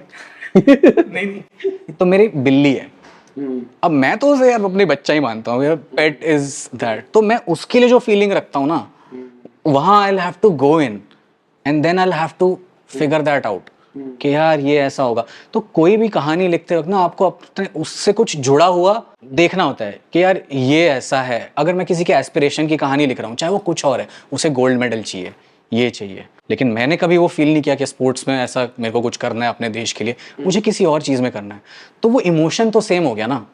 वो इमोशन में अगर आप घुस पाओ and then you can bring out something जो अरे यूनिवर्सल हो, वैसा चले, तो वो एक चीज़ है। जैसे कोटा फैक्ट्री सिर्फ आईआईटी की तैयारी की कहानी नहीं है, वो हर किसी टाइप के एस्पिरेशन के साथ वो जुड़ता है। मेरे को कोई यूपीएससी की प्रिपरेशन करने वाला भी बंदा बोलेगा कि यार जब भी मैं थोड़ा ऐसा डिप्रेस होता हूँ मैं कोटा फैक्ट्री देख लेता हूँ, या कोई और किसी कॉलेज में पढ़ा है, कहीं भी कुछ पढ़ रहा है, किसी चीज़ का उसका कोई सपना है और वो डाउन फील कर रहा है, तो उसके लिए वो एक एस्पिरेशनल वाली चीज़ हो जाती है। तो you have to reach within, मतलब सच लिख दो यार, आपने सच लिख दिया ना, दुनिया का सच ट्रैवल करता है। तो बेसिकली यार अभी जो राइटिंग का जैसा हो गया ना, हमें तो चाहिए और लोग। तो कोई भी आज इंडिया में कहीं भी किसी भी कोने में, आप नॉर्थ ईस्ट में बैठे हो, आप राजस्थान के किसी गांव में हो, आप साउथ इंडिया के किसी गांव में, और आपके पास फ़ोन है, आप अपनी कहानी बताना चाहते हो तो आप बता सकते हो। इतने टूल्स हैं आपके पास एआई है, आपके पास सीखने के लिए यूट्यूब का पूरा खजाना है। हर जगह से आप सीख के ना कुछ करके अपनी कहानी जो आप बताना चाहते हो। मेरा पहला प्यार जो दिल्ली में हुआ था किसी स्कूल के अंदर, क्रिश्चियन स्कूल के अंदर, वो बहुत ज़्यादा अलग है आपके गांव में पहले प्यार के। तो वो कहानी इस पे बहुत बोलते हैं लोग। एक लाइन इसमें थी कि लोगों को ना, राइटर्स को ऐसा लगता है कि यार ये तो हो चुका है, ये तो हो चुका है, this thing has been said, of course it has been said but not by you. तो कभी ये डरना नहीं चाहिए, ऐसा कुछ नहीं करना चाहिए। बी होपफुल, आपके पास कुछ कहानी है ना बोलने को, आप कर सकते। इसके ऊपर तो मैं ये बोलता हूँ कि इंडिया का सबसे बड़ा यूट्यूबर है, उसके 5 करोड़ सब्सक्राइबर्स नहीं है आज के टाइम पे। इंडिया की ऑडियंस है 150 करोड़ की, 70% इंटरनेट पेनिट्रेशन है, 100 करोड़ के आसपास की ऑडियंस निकल के आती है। खाली हिंदी स्पीकिंग मान के चले 70 करोड़ तो होगी। अगर 70 करोड़ ऑडियंस है, सबसे बड़ा यूट्यूबर सिर्फ 5 करोड़ में बैठा है, बाकी ऑडियंस कहाँ है? अरे बिल्कुल, मैं तो ये कहूंगा कि कितनी रीजनल चीजों में जो है ना, वो तो अभी हुआ ही नहीं है। अभी तक हम सिर्फ कंपेयर कर रहे हैं टीयर 1 सिटीज से। अभी गाँव की ऑडियंस से रिलेशन बनाना तो खत्म ही है। हाँ। तो आप बिल्कुल, अगर कोई गाँव में बैठा है वो वहां के लिए कंटेंट प्रोड्यूस कर सकता है, जो कि शायद वाले नहीं समझ पाएंगे। बिल्कुल नहीं, और आपको ये सोचना भी नहीं चाहिए कि अरे शहर वाला नहीं समझ पाएगा। वही जब हमने कहा कि आप किसके लिए बना रहे हो, आप किसकी कहानी बना रहे हो। यार मैक्सिमम मेजॉरिटी तो हमारे टियर 2 3 गाँव में है ना यार। इंडिया तो वो है, इंडिया भारत का जो डिफरेंस है, भारत बड़ा है, तो वो कहानियां तो आना चाहती हैं बाहर, और ऐसी बीच बीच में कहानियां आती भी हैं जो पॉपुलर, जैसे पीपली लाइव आई, वो एक उस टाइप की कहानी है। सैराट जो है गांव की लव स्टोरी है, जो भाग के गए और कैसे कैसे तारे ज़मीं पर थी, तो तारे ज़मीं पर आमिर खान को लगता था कि बड़े टाइम की ऑडियंस नहीं है उसके लिए, तो आमिर खान खुद आया, क्योंकि आमिर खान का उस टाइम पे नाम था, और उसने कहा वो मैं पिक्चर में आ जाऊंगा तो सिर्फ मेरे नाम पे लोग देख लेंगे, डिस्ट्रीब्यूशन बढ़ जाएगा। तो अगर डिस्ट्रीब्यूशन बढ़ गया, पिक्चर की स्टोरी अच्छी हुई, तो अपने आप पिक्चर उठ जाएगी, और यही हुआ तारे ज़मीं पर के साथ। तो अच्छी कहानियां हर जगह हैं, मतलब अभी बस प्रॉब्लम ये है कि वो कहानियां निकल के नहीं आ रही हैं। तो आज कोई भी इंडिया में कहीं भी बैठा हुआ है ना, आप ये मत सोचो कि अरे यार फिल्में ऐसी बनती हैं तो ऐसी ही होंगी। हमें भी यही लगता था। मैंने इतनी लड़ाई करी है ना इस चीज़ के लिए कि Kota factory black and white होना चाहिए, या फिर जैसे हॉस्टल डेज में बच्चे ऐसे होते हैं, इंजीनियरिंग कॉलेज के जो हॉस्टल के लड़के होते हैं वो होते मिसोजिनिस्ट, दिखाओ उनको मिसोजिनिस्ट, पर आपने फिल्मों में उसको उस तरीके से कभी देखा नहीं होता था, वरना अजीब लगेगा ना ऐसा। तो आप सच दिखाओ, सच बहुत ट्रैवल करता है, और रियलिटी दिखाओ, एंटरटेनिंग तरीके में दिखाओ, डॉक्यूमेंट्री मत बनाओ, एंटरटेनिंग तरीके में दिखाओ, बहुत फैलेगा, और लोगों को चाहिए ये चीज़ें देखना। अब इंपॉर्टेंट क्वेश्चन एक पूछता हूँ ना, पैसा कितना बनेगा? सीख लेगा बंदा, हाँ। पर मोनेटाइजेशन कहाँ तक है? यार पैसा ऐसा है कि अगर आप हिंदी फिल्म इंडस्ट्री का, मैं अगर जैसे बता देता हूँ, आप थोड़े से भी एस्टैब्लिश राइटर हो, आपने कुछ एक अच्छा कर दिया है, आपका थोड़ा नाम हो गया, then 1-1.5 crore for a project कहीं नहीं गया, हो सकता है हैं। और वो प्रोजेक्ट पे भी थोड़ा डिपेंड करता है। जैसे आपकी फिल्म ही अब मान लो छोटे बजट की है, कि फिल्म अगर का बजट 5 करोड़ है तो आपको नहीं मिलेगा इतना, तो वो आपको सोचना पड़ेगा। बट अगर एक डिसेंट जिस रेंज में बनते हैं प्रोजेक्ट, अबव 20 CR प्लस, अगर मान लो ऐसा कुछ है, 5-6% मोटा मोटी मान के चले बजट का। हाँ हो सकता है, कोई बड़ी बात नहीं है, बहुत नॉर्मली होता भी है। इसमें ऐसा भी होता है sometimes, you know, you are being given a chance. जैसे कभी कभार बोलते हैं कि नहीं ये बना दो, मैं कम ले लूंगा, बट मुझे डायरेक्ट भी करनी है, ऐसा भी होता है। ऐसा तो वो एक कोई फिक्स्ड वैसा कुछ नहीं है। बहुत सारे राइटर्स ऐसा भी प्रेफर करते हैं कि I am still figuring out my story, तो वो किसी कंपनी में सैलरी में काम कर रहे हैं, ऐसा भी होता है। बट अगर आप फ्रीलांस आ चुके हो, ये कर चुके हो, मैं आपको बता रहा हूँ, प्रोड्यूसर ऐसे भाग भाग के ढूंढ रहे हैं कि ऐसे रोड पे कोई, तू राइटर है, देगा स्टोरी, ऐसा कितने पैसे चाहिए बोल। तो आपके पास अगर एक बहुत अच्छी कहानी है लिखी हुई स्क्रिप्ट की, जो आप सुनाते हैं किसी को, and they love it and they want to make it, ball is in your court, आपकी लेवरेज है, आप कितने भी पैसे मांग सकते हो। वैसा मैं ऑब्वियसली वो इट इज जस्टिफाइड होना चाहिए। जस्टिफाइड होना चाहिए, नहीं बट जैसे ना एक वो भी होता है, आपकी फिल्म कोई बड़ा स्टार कर रहा है, तो उस फिल्म में बड़े पैसे लगेंगे, ज्यादा पैसे लगेंगे, तो आपको ज्यादा पैसे दे सकता है यार कोई, तो ये है। But any established writer you go to today, और स्टार्टिंग में कितना एक्सपेक्ट करें? स्टार्टिंग में तो यार ऐसा भी होता है, मैंने देखा सर आप, मेरे को एक पैसा नहीं चाहिए, मुझे ये कहानी लेके आनी है, मेरा नाम इस कहानी पे लिखा और ये कहानी आप बनाए, मुझे पता है हिट है, मैं 0 रुपीज़ लूँगा, ऐसा भी कोई कर सकता है।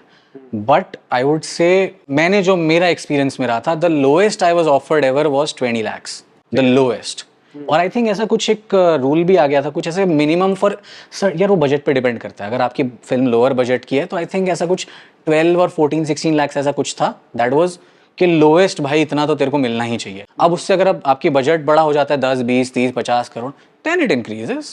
क्यों नहीं देंगे जब पैसा आ रहा है। ओटीटी के लिए कितना मिलता है? ओटीटी के लिए सेम, आप अगर प्रीमियम एकदम नेटफ्लिक्स के पास जा रहे हो, यू कैन आस्क फॉर 1.5। अभी पहले थोड़ा ज़्यादा होता था, अभी वो भी कॉस्ट कटिंग कर रहे हैं इन द, तो थोड़ा कम हो गया, बट इतना भी नहीं, ठीक है। और यार ओटीटी पे तो, जैसे ओटीटी पे बड़ी बड़ी पॉपुलर वेब सीरीज आई है, उनके कितने होते होंगे राइटर्स के? यार ये डिपेंड करता है। और सीजन 1 सीजन 2 का ऐसा हो सकता है कि सीजन 1 बनाया किसी ने, एक लिया मान लो, और बहुत जबरदस्त हिट गया, अब सीजन 2 में रेट बढ़ सकते हैं। डेफिनेटली, वो तो कॉन्ट्रैक्ट में होता है कि आपका मिनिमम 15-20% तो कोई अपना लेके चलता है, कि हाँ वो कॉन्ट्रैक्ट के अंदर लिखा होता है।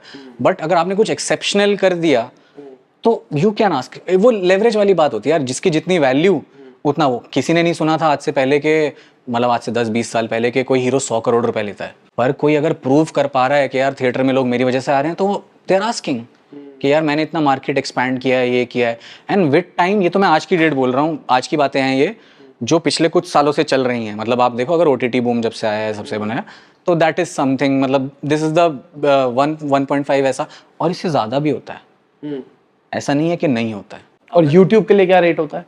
YouTube यार देखो, अब देखो, अगर आप फिल्म थिएटर में रिलीज कर रहे हो तो पैसे आ रहे हैं, एवरेज टिकट प्राइसेस 230, 40, 50 कुछ ऐसा है। आपने YouTube पे अगर 1 करोड़ व्यूज आ रहे हैं, आपको पता है कितने पैसे मिलते हैं, ठीक है। लेकिन अगर थिएटर में 1 करोड़ लोग देखने आ रहे हैं, बहुत पैसा होंगे।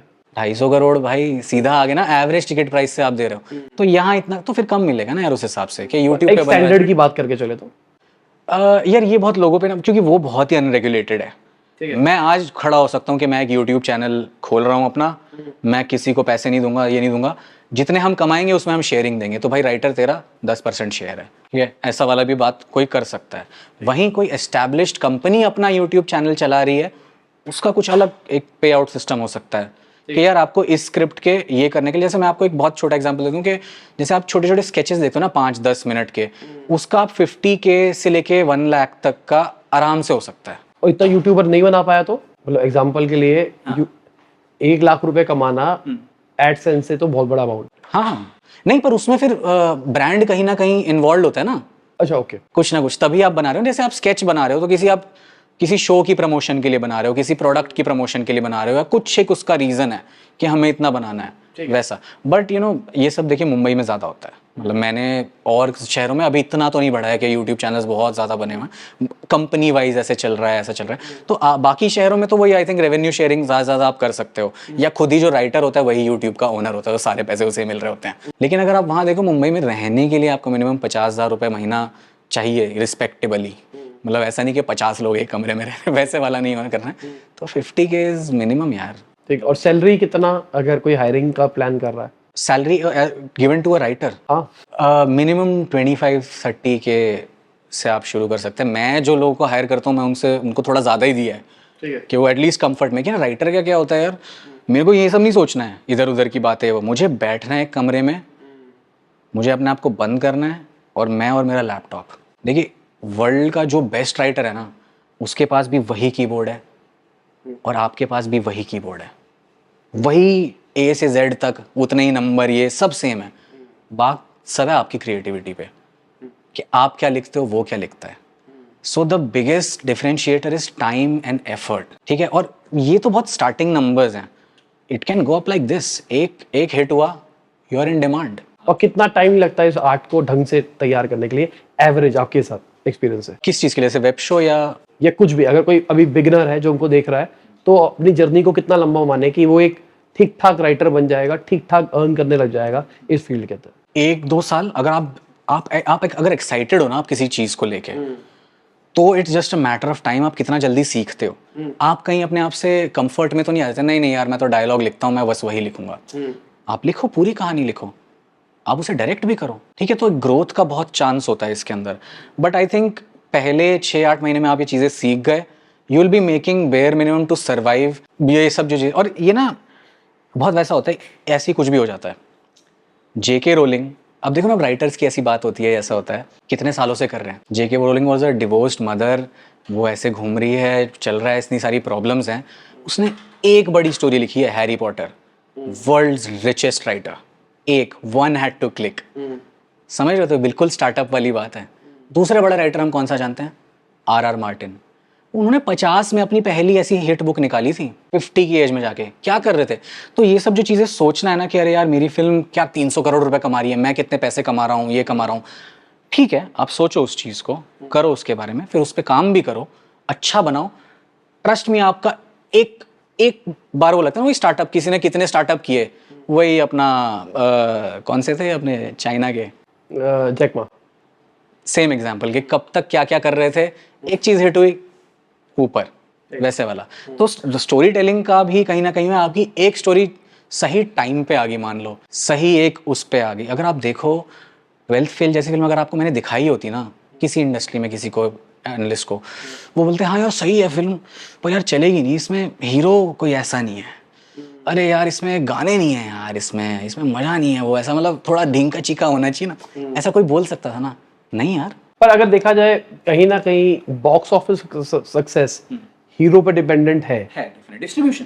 हाँ, क्योंकि अगर आप 12th फेल की बात करके चलो, जो पॉपुलर हुई है ओटीटी पे आने के बाद ही हुई है, उससे पहले उस लेवल का सब लोगों ने तारीफ करी, भाई बहुत अच्छी है, जाके देख लो देख लो देख लो देख लो, बट देखने ज्यादा नहीं लोग गए। गए नहीं, इतने ज्यादा लोग नहीं गए। पर जब जैसे ही वो ओटीटी पे आई है, हर मीम्स पे चल रही थी। बट अब वो सारी जिंदगी रेलेवेंट रहेगी, जबकि कुछ ऐसी फिल्में भी होंगी जो ज्यादा पैसे कमाई होंगी, बट वो कुछ सालों बाद कोई उसकी बात नहीं करेगा। आज भी हम 3 इडियट्स की बात कर रहे हैं, क्यों? 3 इडियट्स सक्सेस थी, मैं कहता हूँ तमाशा, मेरे को तो तमाशा अब तमाशा आप देखो, आप कर रहे हो ना उसकी बात, क्यों? क्योंकि आपने उससे रिलेट किया। तो ये कहानियों का वही है, वो ट्रैवल करती हैं यार। नाच ना जाने आंगन टेढ़ा, पता नहीं कब किसने बोला होगा, आज तक लोग बोल रहे हैं। अंगूर खट्टे हैं, कब किसी ने बोला, वो कहानी से ही इतना वो आया है। तो कहानियां आप करते रहिए करते रहिए करते रहिए, आपका कुछ ना कुछ आपको डेफिनेटली आपका हिट करेगा।